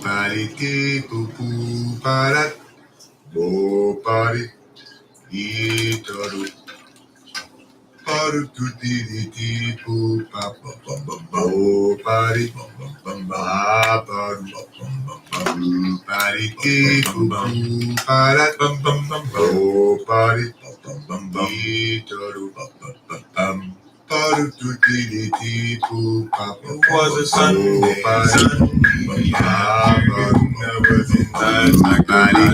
was gathering something. I went outside and I saw some raccoons. I said, what are you doing? Nothing, we're raccoon. It was a Sunday, afternoon.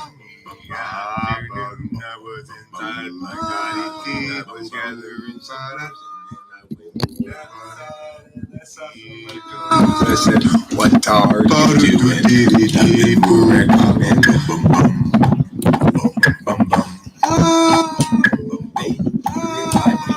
Hurry, little baby. Outside and I saw some raccoons. I said, what are you doing? Nothing, we're raccoon. It was a Sunday, some more lettuce. I was inside. Can I have another can too?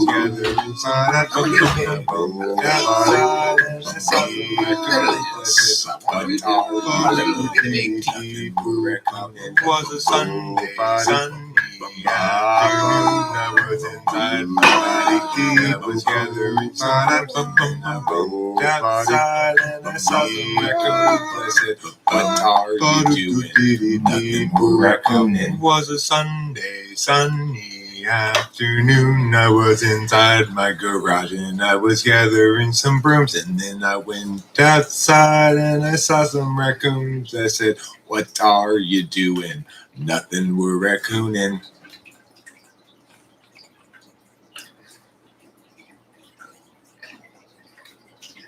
Textbook ESTP work. I mean, after hearing saying that, is anybody going to disagree that I'm an ESTP? I don't think so.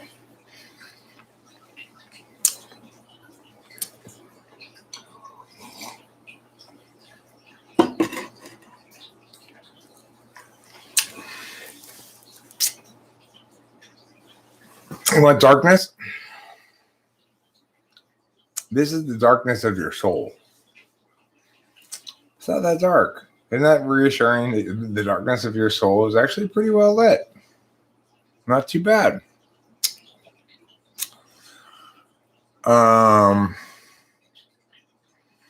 Jeff Shaw's here. Hi, Jeff Shaw. How you doing?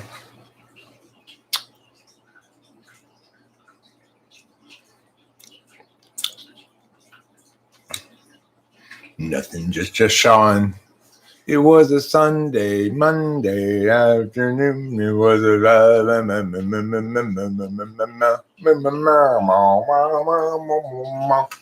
what are you doing? Nothing. We're raccooning. That was one of the earlier things I uploaded. I made that song just out of like a metronome and me singing, I think. It was actually pretty well received for the time. I remember getting a few thumbs up on it and being happy about that. I have a lot of strange and silly things. The amount of strangeness on talking with famous people you could dig up if you look around for it is pretty large. You know, I understand there's not a huge market for strangeness. It's like, in and of itself, strangeness doesn't really serve anyone's interests or media consumption desires or purpose at all. But sometimes, if something's strange enough, it can be kind of delightful to encounter, you know? So, I don't know. Got a lot of strange things on this channel.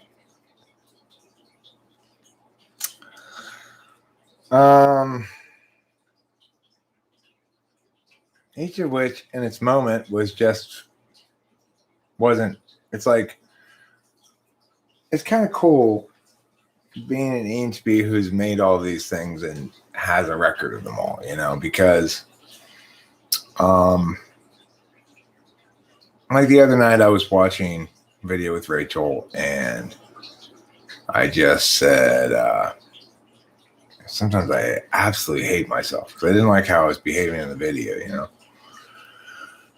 That's kind of an important part of my growth.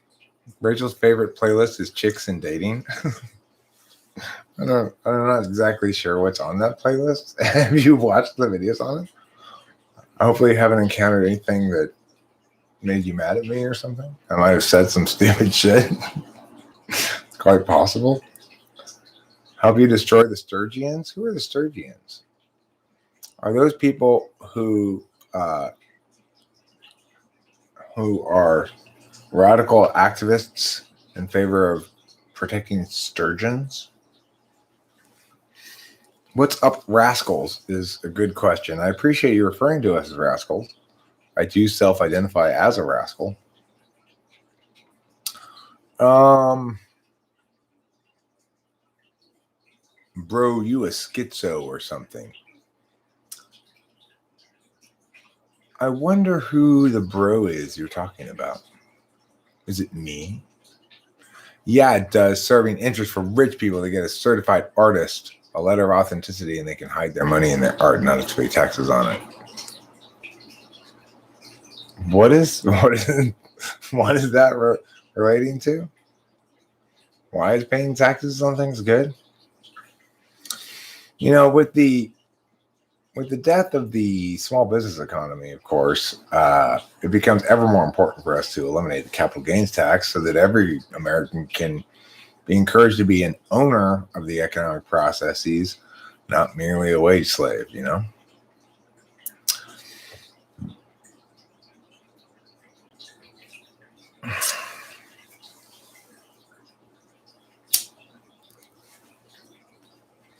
I do give some really good advice in one of them about chicks. It's good advice for any dude out there who's just might be dating chicks still and might just, even if they think they know everything, might as well hear it again. If you want to get physical with a chick, the way to do it is this. First of all, Don't approach them from behind. That will make them feel creeped out. Don't approach them head on. That's going to make them feel threatened. Do stand beside them, unusually close, but not touching. This is a piece of advice, an ESFJ, and this is a combined piece of advice actually from an ISFP and an ESFJ. The ESFJ was the one who told me the key thing about chicks is let them initiate touch. So it's the opposite of the ass wipe pickup artist thing, right? It's the legit way to do it, right? So you just stand by them, unusually close, but not touching them. And then this is the Eric part that I add in. So, the ISFP part is how to go, approach them from the side, like sideways, standing side to them, is a good general rule of thumb. That I got from the ISFP. Let the chick initiate physical contact, I got from the ESFJ. And this part is the Eric part. So once you're standing next to them, and let's say you're looking at the sunset or whatever, you just make an occasional joke of some sort until that moment arrives when she says, "You're so funny," and touches your shoulder. And then you're in. Then you can sort of gradually move through the physical process. So maybe hold her hand for a little bit and be like, "Boy, that sunset sure is beautiful," or other banal nonsense that you got to say while you're still getting to know somebody. Like, oh, by the way, did I mention I have syphilis? It's always a fun one to bring up as things are going well on a first date. No, not that syphilis. No, I'm not talking about the STD. I'm talking about the award they give in Greenland for the person with the most fur collected in a winter. It's called the syphilis. I have it. I won it 1 year. It is unfortunate that they named it. The name is the same as the venereal disease. It's caused me a lot of confusion. I keep trying to brag about it, and we have had differences on COVID origin, Eric, and I'm not convinced that it can justify either position. Well, my position is that we'll never know for sure, but if you were to vote on the matter purely on preponderance of evidence, that the case of either accidental or intentional lab release is more likely than naturally occurring. That's my position. So it's pretty hard to negate my position without arguing it's definitively not lab release or strongly likely that it's not. I tend not to make claims that are excessive in scope. I try not to anyway. Yeah, as soon as the shoulder touch happens, that's when you strip her down naked. Just pew. She's like, "What happened to all my clothes?" You touched me. You know what that means. It's penis time. I have one, and I'm going to stick it places.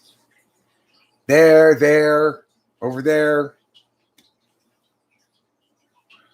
My claim that I tend not to make claims excessive in scope is very excessive in scope.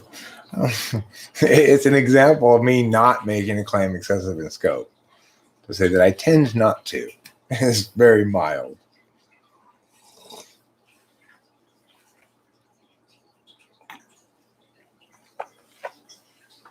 That's how it is with girls. Like, everything was going normal. And this is a girl with an ESTP. He was standing respectfully next to me. And he made a joke. And, I did the thing. I said, "You're so funny." I touched him on the shoulder. Next thing I knew, I was completely naked, taking it from behind. I don't know what happened in between those two things. That's the magic of the ESTP. Bro, I'm a surgeon and I'm in a band. Come at me. See, I'm more of the hold me back kind. Hold me back so it looks like I'm tough. I don't actually want to go over there, so hold me back. That way it looks like someone else is preventing me from going over there. I take that approach. I think it's safer, less likely to result in me getting punched. Hold me front. Now hold me back. Now hold me front. According to stereotypes, nature put the ESP's brain in the wrong head. No, I see. I think that stereotype is true of ESFPs. ESFPs, I think, have a much easier time just being fuck boys and fuck girls, because they've got FI as not an absolute value. ESTPs, at the end of the day, have FI as an absolute value, just like ENTPs. ESTPs tend to be very conflicted about relationships, I think, about whether or not they want to be in a committed relationship or whether they want to play the field. I think playing the field causes them a great deal of trouble a lot of times, and they back away from it because FI polar means we have trouble understanding closenesses, differing degrees of closeness. I have trouble understanding that just because for ENTP, it's more like, well, I just had sex with that woman, therefore I love her. She's my girlfriend. We'll be together forever. ENTPs tend a little bit too much towards that on the grounds that they don't know what they want, but that girl just expressed what she wants. She wants me because she had sex with me. Not understanding that physicalities mean different things to different people, especially when we're young.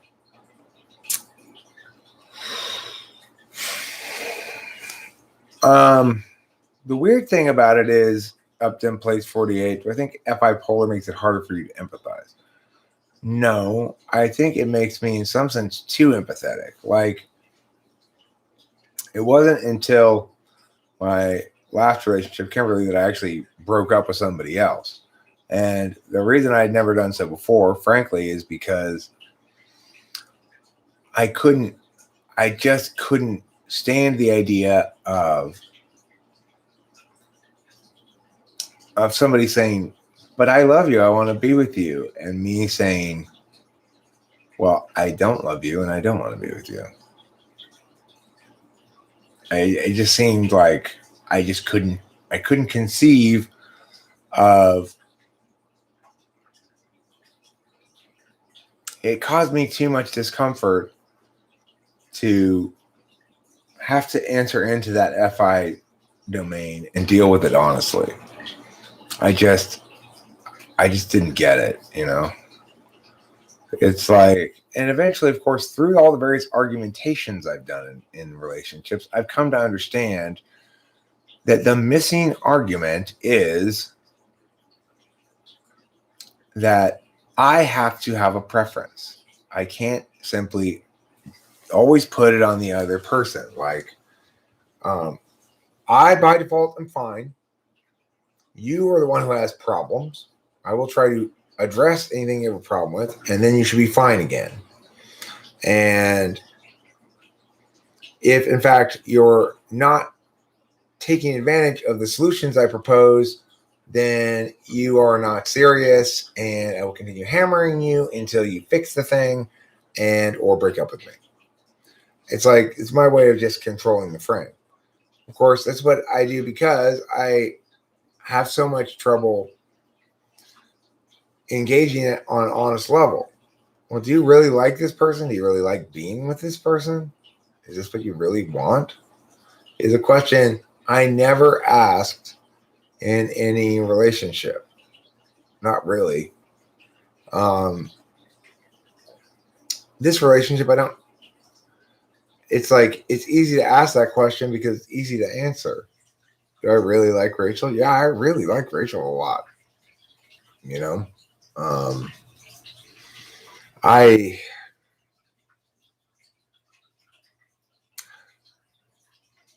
I feel like I like her better today than I ever have before. And that's that there's a lot more to. There's still a lot of room for us. We're not nearly at the ceiling of our relationship. It's like I feel like we're just really starting to be real with each other in some sense. She is. And she's starting to relax a bit too. So one of the thing is if it is the case that you don't value FI and or have a lot of trouble engaging a matter via FI, then you're going to find yourself in a relationship where both parties are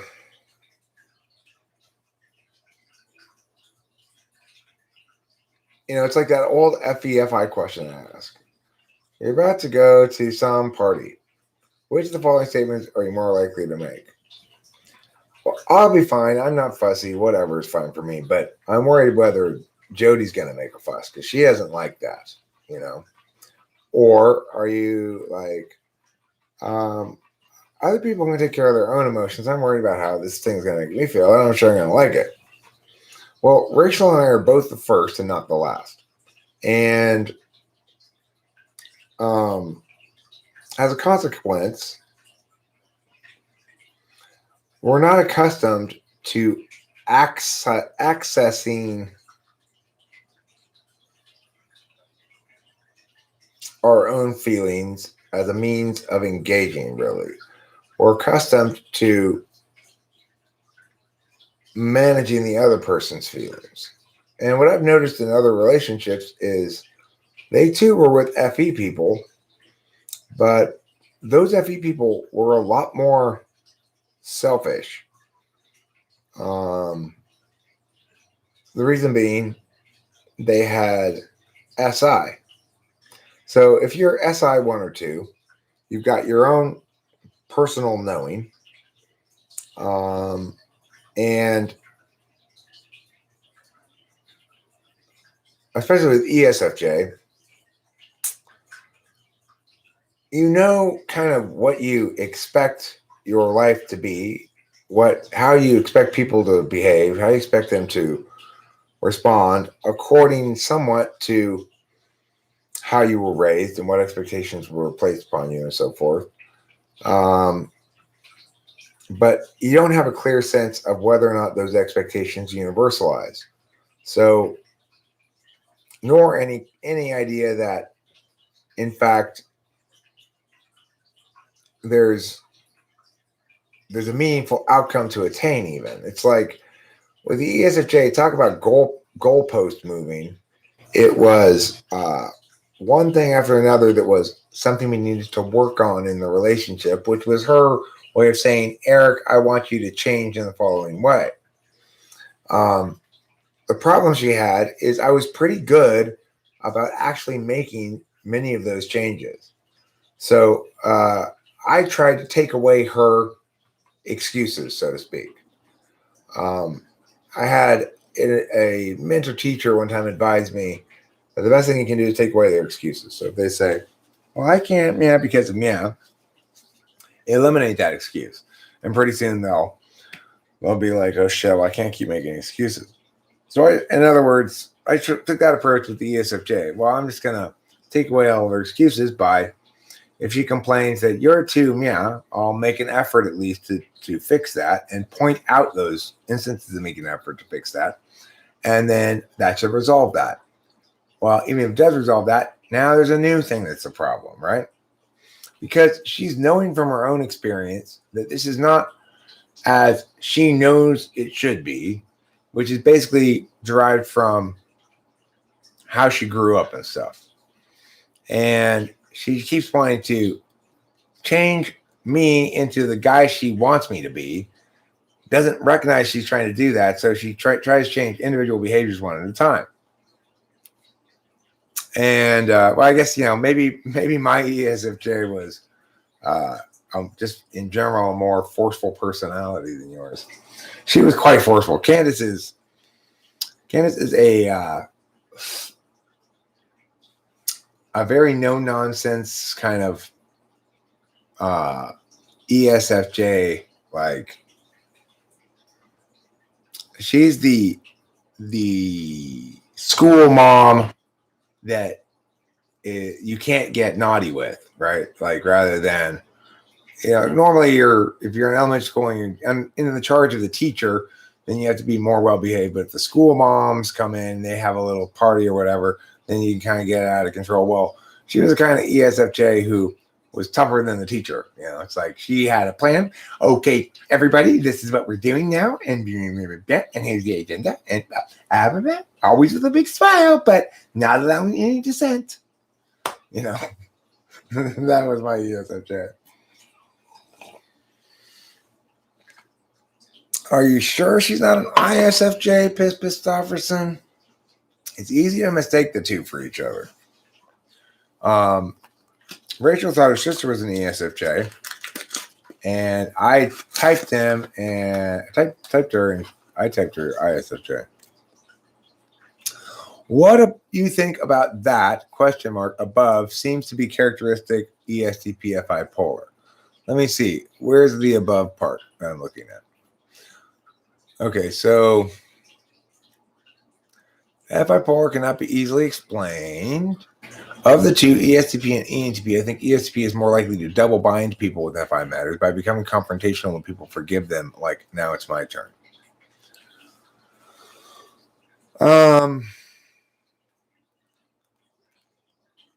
That's an interesting way to put it.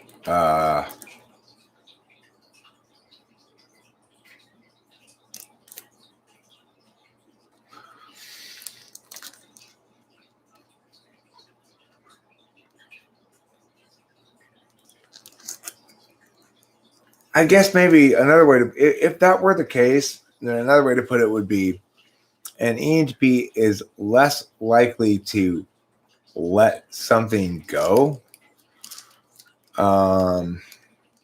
Because it's like, the reason I won't feel like now it's my turn, now let's be fair and you can see the point, is because unless it's a bad relationship, I haven't allowed them to escape in the first place. With Kimberly, I had that experience, though, where she made it increasingly difficult for me to be objective about myself, honest, take accountability, err on the side of more my fault, as I tend to, just to be fair, She made it increasingly difficult for me to do that because she didn't reciprocate at all. So there definitely is a power exchange consideration there. But I think it depends somewhat on whether or not the person you're dealing with has a history of being fair in their dealings with you. If they don't, then you're going to insist that if you're going to be fair, they have to make up for that which is gone unaddressed so far. ESFJ. Who's a good boy? Who's a good boy?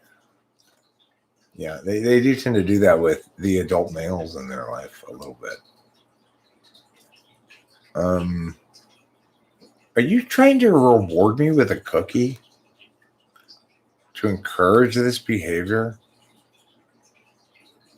You really don't see me exactly as a human being, do you?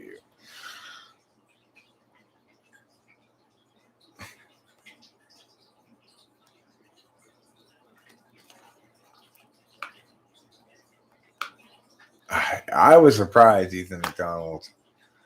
I was surprised indeed. And yeah, their defense, I guess, was underrated. Although I got to say, I think a very significant factor in that Super Bowl was the loss of the 2 tackles by the Chiefs, because Mahomes had substantially less time in the pocket than he normally does. And even though he's a good scrambler, scrambling is most effective when you're being pushed out of the pocket at the right amount, after the right amount of time in the pocket. It's like, if you can't even stand in the pocket for 1 second, then your scramble's going to run out of its effectiveness pretty quick, right? So I really think that if the Chiefs had their tackles in the game and Mahomes had better protection, it would have been a close game. I actually, not factoring that in beforehand, my prediction before the game was Chiefs were going to win by at least 17 points. And boy, was I wrong. So I think that might the offensive line issues of the Chiefs might have a lot to do with it. I did not know that. Pissed Offerson, Chiefs coach's son, you mean Andy Reid's son, got into a drunk driving accident earlier in the week and left a couple of kids in the hospital clinging to life. Ay. Well, that's not going to play well, let me tell you. People aren't going to be like,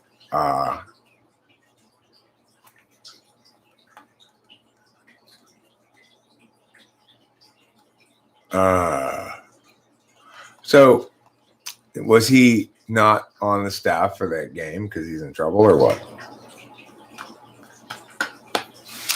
Well, Ethan McDonald, you are a better football predictor than me. Okay, you should put money on it because I think they were the underdogs, weren't they? He claimed to have one or two drinks. I mean, that's what you always say when you're pulled over for drunk driving.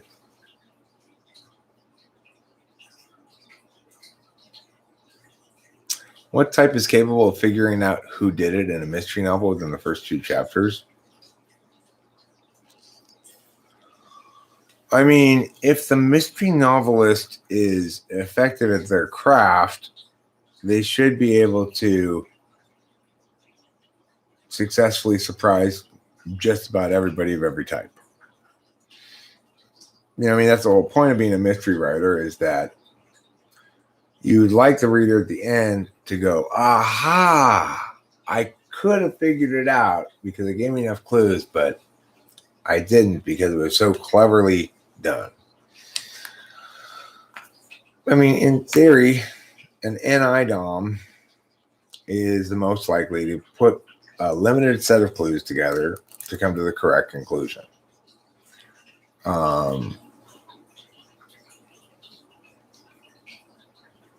INFPs can read others like a book. I mean,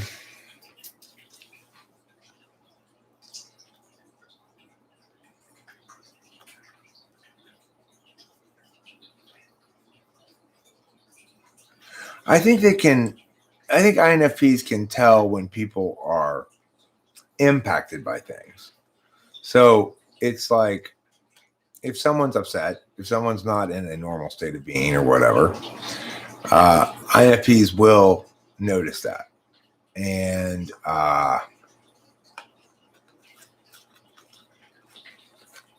so forth. But I don't feel as though INFPs can read me particularly well because the thing is, as far as I'm concerned, the kind of stuff they read isn't positioned to be read. It's explicitly on display. So it's like there's nothing for them to read. There's no subtext for them to read. My feelings aren't hidden. I don't really have a private set of thoughts that I'm keeping and not saying out loud. My private and my public are very much almost the same sphere. So it means that the INFPs are very bad at reading me because I have nothing to reveal to them. INFJs would be better at reading me because they'd be more likely to understand how to impact me. It's like INFPs may read my mood accurately, but it's there's no information to be gleaned from that.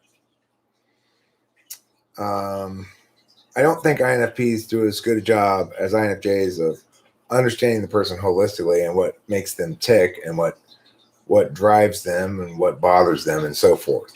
So, you know,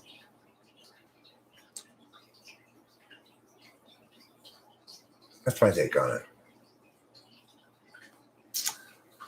Colombo method works wonders. Oh, one more thing. I like the Colombo method. Yeah.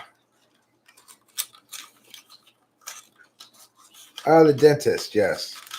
Well, I got that reminds me it's time for my antibiotic pill. I got antibiotics from the doctor, and I've got an appointment on the 20th. Here's the thing. You want to talk about some dental work. So on the 20th, I'm getting taken out all on the same day. They're doing 8 extractions. 8 extractions on one day. So the whole left side of my mouth is going. And then I'm going to get a partial denture to go on the left side. Do I ever brush my teeth? Yeah, I brush my teeth frequently. And I also rinse my mouth with hydrogen peroxide a lot. I'm not quite sure why I have such terrible teeth. The thing is, in my family, yeah, I'm sure it will. In my family, my mom was blessed with amazing teeth. Like, she's currently in a nursing home, having, as far as we can tell, never had a cavity, never been hospitalized for anything except giving birth to me, never breaking a bone, never having a serious health problem or injury in her whole life. Her teeth are all perfect. You know, granted, her eyesight started going at a certain point, like mine has started going. She didn't lose any hearing, though. And just an incredibly healthy person. You know, incredibly healthy. ISFJ. Now, my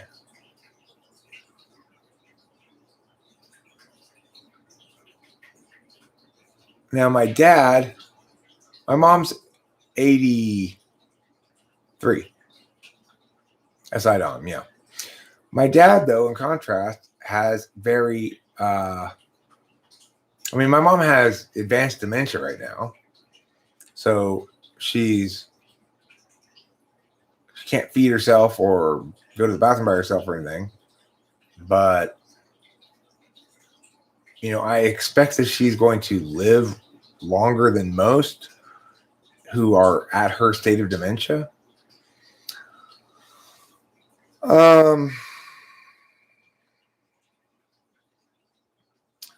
So my dad, in contrast, had very brittle teeth. His teeth were always breaking. He was always having to go to the dentist. And he'd get cavities really easily, and so forth and so on. Well, I got my dad's teeth. Additionally, my grandmother gave me tetracycline when I was a little kid. Now, tetracycline, they now know not to give it to little kids when their adult teeth are coming in because it damages them in certain ways. The primary damage they noted was discoloration, which is to say the inside part of the teeth turns dark and it makes the teeth as a whole look darker. These are all crowns, so you can't see.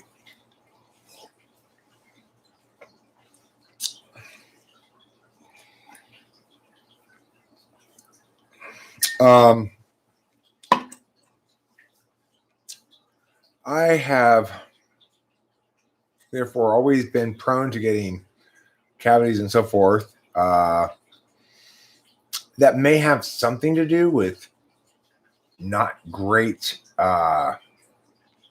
dental hygiene, but I don't think my dental hygiene was so substantially worse as a kid and teenager that it would explain why all through my life I've been prone to getting easy cavities, my teeth's been chipped easily, etc. It may have something to do with tetracycline or may not. I don't know.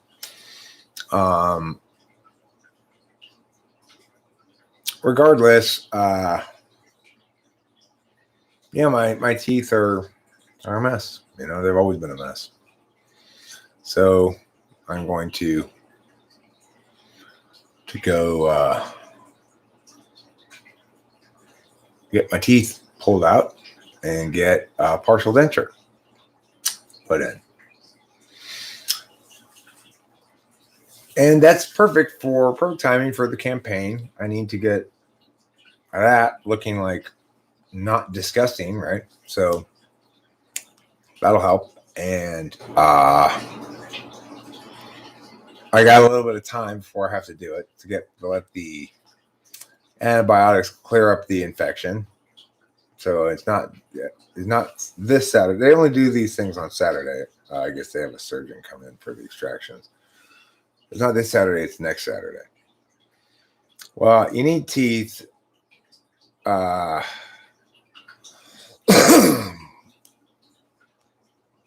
You do need teeth for chewing things and so forth. And I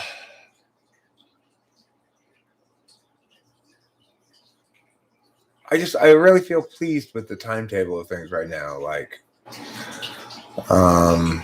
getting these health matters taken care of. I'm getting a partial denture, yeah. But I mean, there may be a time period where I have nothing over on the left-hand side, but that's fine because I only have 2 teeth over there right now anyway. So whatever.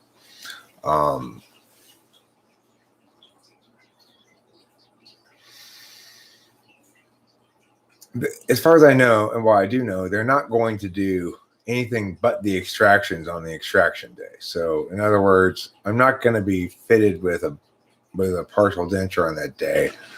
I think they have to make a mold and send out for it or something. I don't really know. I was annoyed at the dentist's office because they were taking an unreasonably long time for everything. It was like they were very nervous. Leaf trimmer, I am quite certain Jeff Shaw is not a woman. I mean, I don't like to get involved in various slap fights going on that don't include me because I already get involved in plenty of slap fights that do include me. But just to clear things up for you, Leaf trimmer, Jeff Shaw is not a woman. Okay.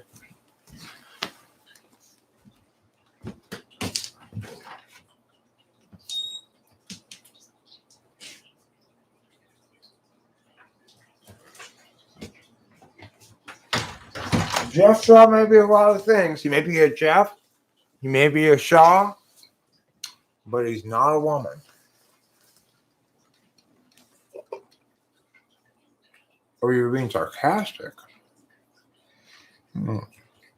Like, yeah, right. You're a woman. You're being sarcastic like that.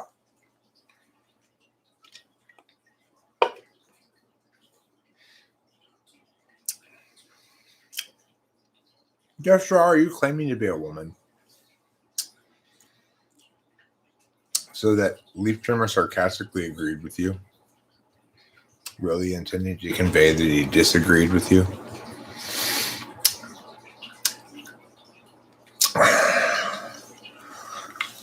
If I got to take one of Rachel's colonies, so be it. You know, I don't generally take them.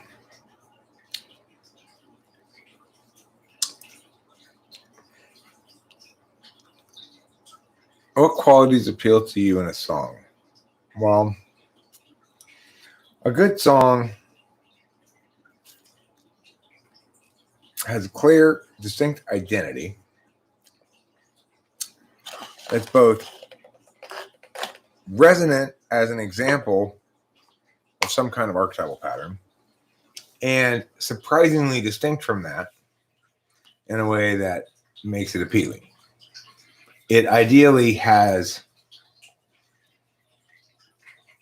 fewer rather than more words, and each of those fewer words is perfectly chosen. It doesn't waste time on intros and outros.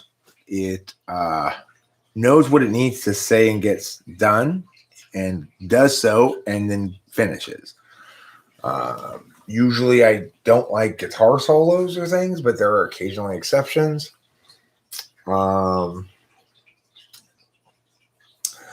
if it's gonna be a slow song or a ballad, then it's going to have to be more accomplished songwriting wise and lyrics wise to keep my attention than say like a moving rock song, like a driving rock song or a dance song or something like that. In other words, it's harder for a low energy song to get high points from me, but it's possible. And certainly there are some low energy songs that I hold in very high esteem. So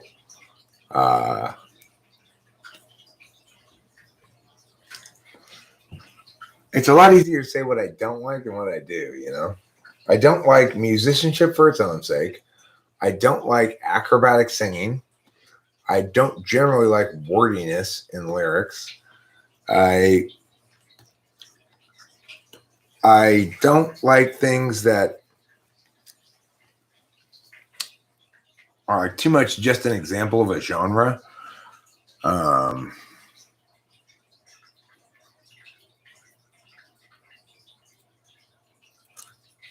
Like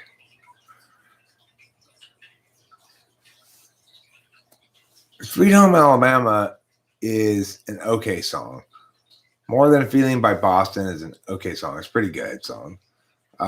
Bohemian Rhapsody.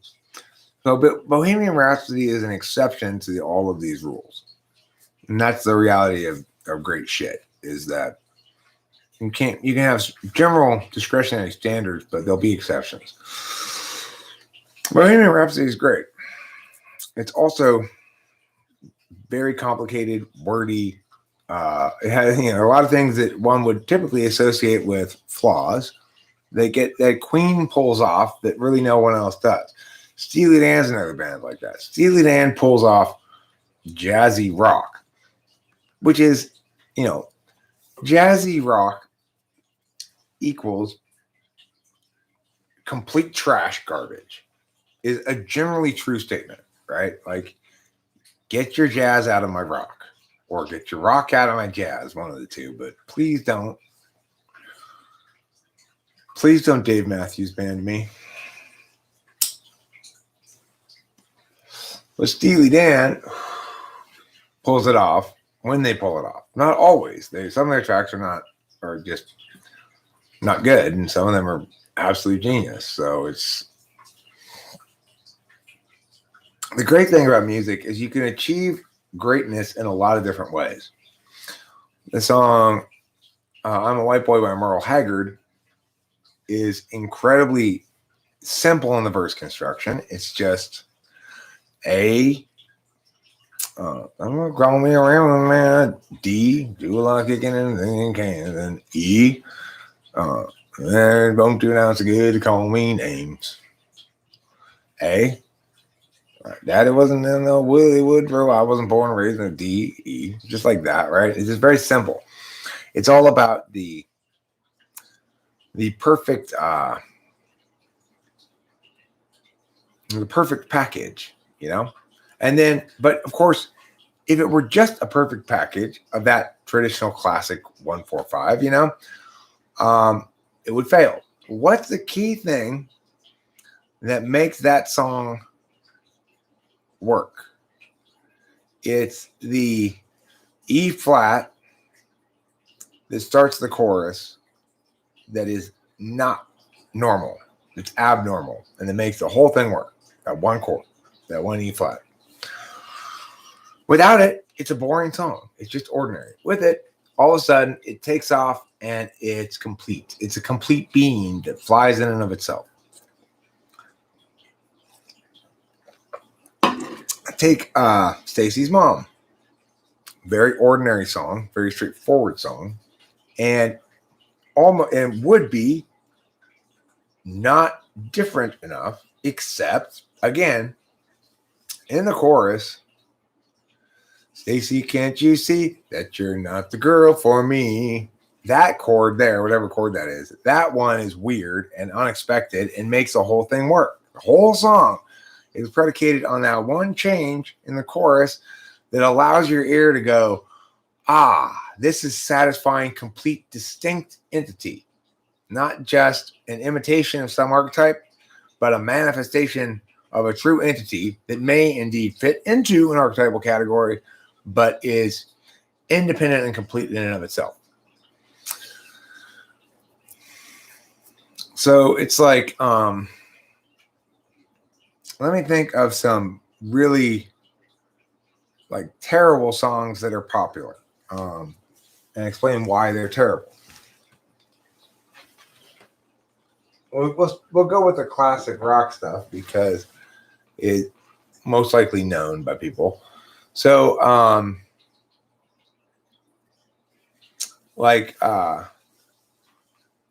that band, that horrible band. What's that horrible band called? Jethro Tull. What's that song that they sing that's famous? Jethro Tull. They have one or two songs that are famous that get very play. Aqualung, right? It's like, the fact that song became popular proves that some people have really bad taste in music and don't know it and continue to listen to music sort of pretending that it's good, I guess, or maybe enjoying its familiarity without evaluating its quality. Well, look, if you want to talk about songs that are not good, contemporary songs that are not good, you take a song like WAP. It has no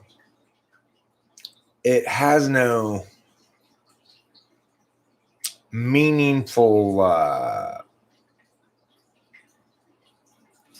it doesn't have enough of a soul as a song to persist beyond its immediate gimmick, right? As far as trap music goes in general, as far as the thing about what comprises trap music, the main thing that makes something trap, as far as I can tell, is to use the hi-hats poorly in a very specific kind of way. In other words, to have way too many and complicated hi-hats is how you make something trap and have this kind of like not very intuitive kick drum sound.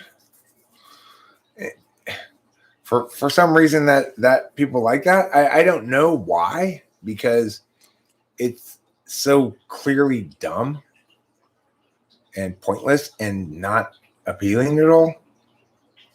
It's not. That's the thing. It's not head boppy. It's the opposite of head boppy. Head boppy is a hi-hat that's a steady, you need some element of the drums to carry the beat forward, right?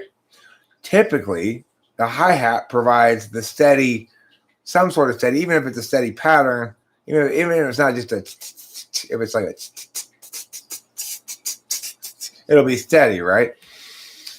In trap music, they think that because they're using a quantized multi-tracker and they can use 30-second notes, that they should, and fill it up with as many 30-second notes as possible with weird little rhythmic patterns. And gosh, isn't that crazy? How many hi-hats he fit into that little space there? No, dude. No. What are you thinking? No, that's a terrible idea.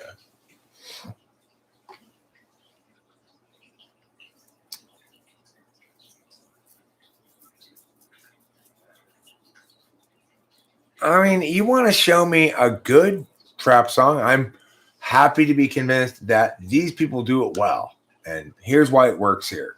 That's fine. I'm ready to do that. I've not heard it yet.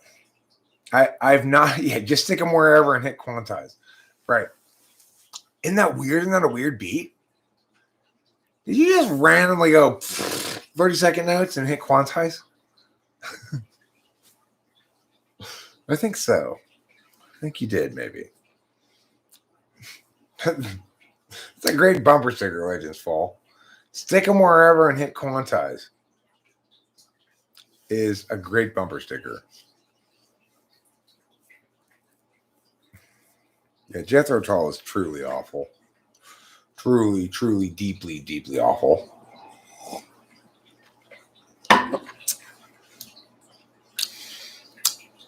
Any old school band that liked to record albums that had, okay, well, on one album, there's 2 songs because one of them's like 30 minutes long or like 20 minutes long. And the other side has like 4 songs, each from like 8 minutes long. Those bands are all fucking horrible. And they should all be shamed with mini finger wags and head shakes and tongue tisks.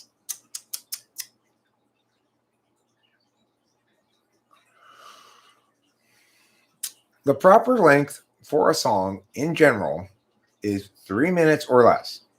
If you are over 3 minutes, you better have good reason for that. And it better not be because you've got a 30-second intro and a 30-second outro. Your intro and outro can suck my dick. Okay? I don't want your intro, I don't want your outro, and I don't want your guitar solo. Don't try to hide the failure of your songwriting behind a bunch of bullshit.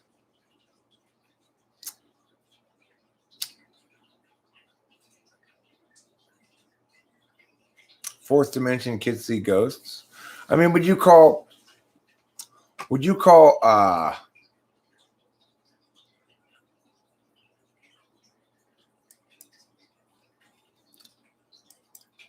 here's a song I like that might be considered trap music.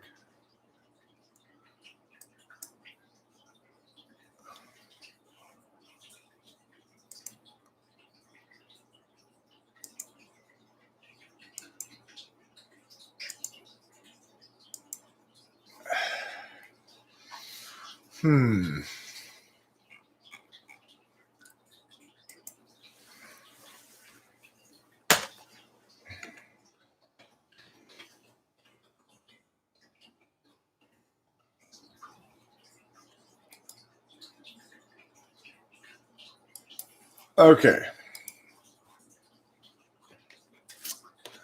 Is this considered trap music?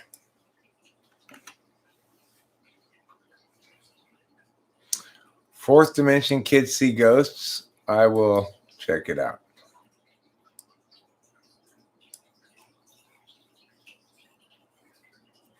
Let me mute this so I don't get copyrighted.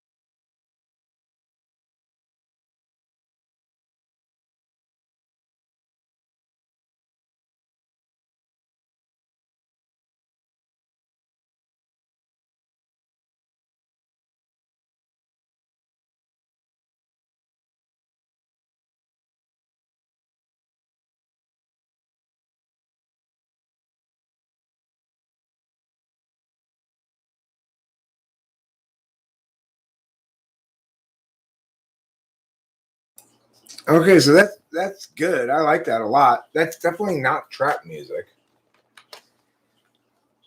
I mean, nobody who understands what is traditionally called trap music would refer to that as trap music. In fact, it has almost no hi-hats in it.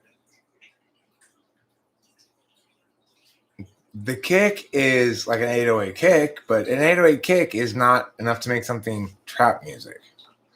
Yes, it's got that boom, boom kick, you know? And rim shots, fine. Those are not hi-hats. Trap music is stupid shit like that. I like that song. I added it to my list. It's cool. I like it. What about the song I Linked? Does anybody consider that trap music? Boogie by whatever that band is called. It's called Brockhampton. I'm going to listen to it now and see if I think it qualifies as trap music. Because I do very much like the song Boogie by Brockhampton.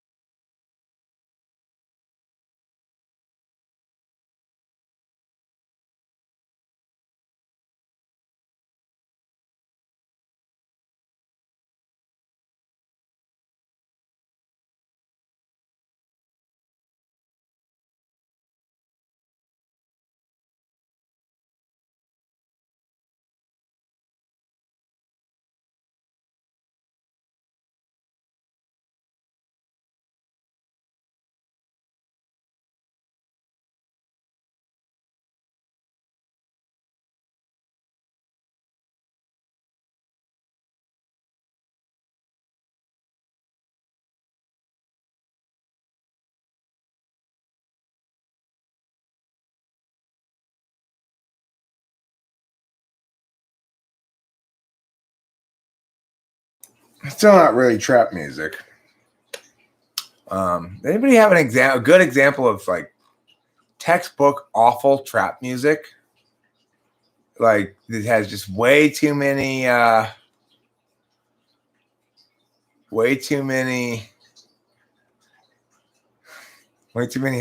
in it. What's an example of a ridiculous trap song with way too many hi-hats in it?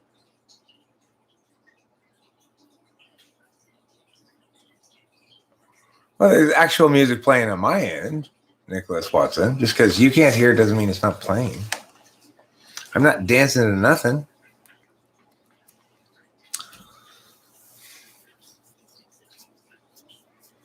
The world's best music is hardcore dubstep that sounds like a mosh pit of chainsaws and lasers.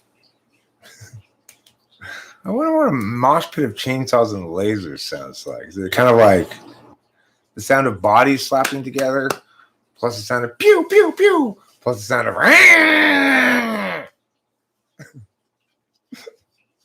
that's what I imagine a mosh pit crossed with lasers and a chainsaw sounds like. All right, well, I'm out of cigarettes. I gotta go. I'm gonna go get more cigarettes. I'm gonna obviously listen to trap music on the way to the cigarette store because, you know, I need 80% more hi-hats per minute at least than I'm currently getting. Well, my doctor said today, I went to the doctor's office today and they said, Eric, you're not getting enough hi-hats in your diet.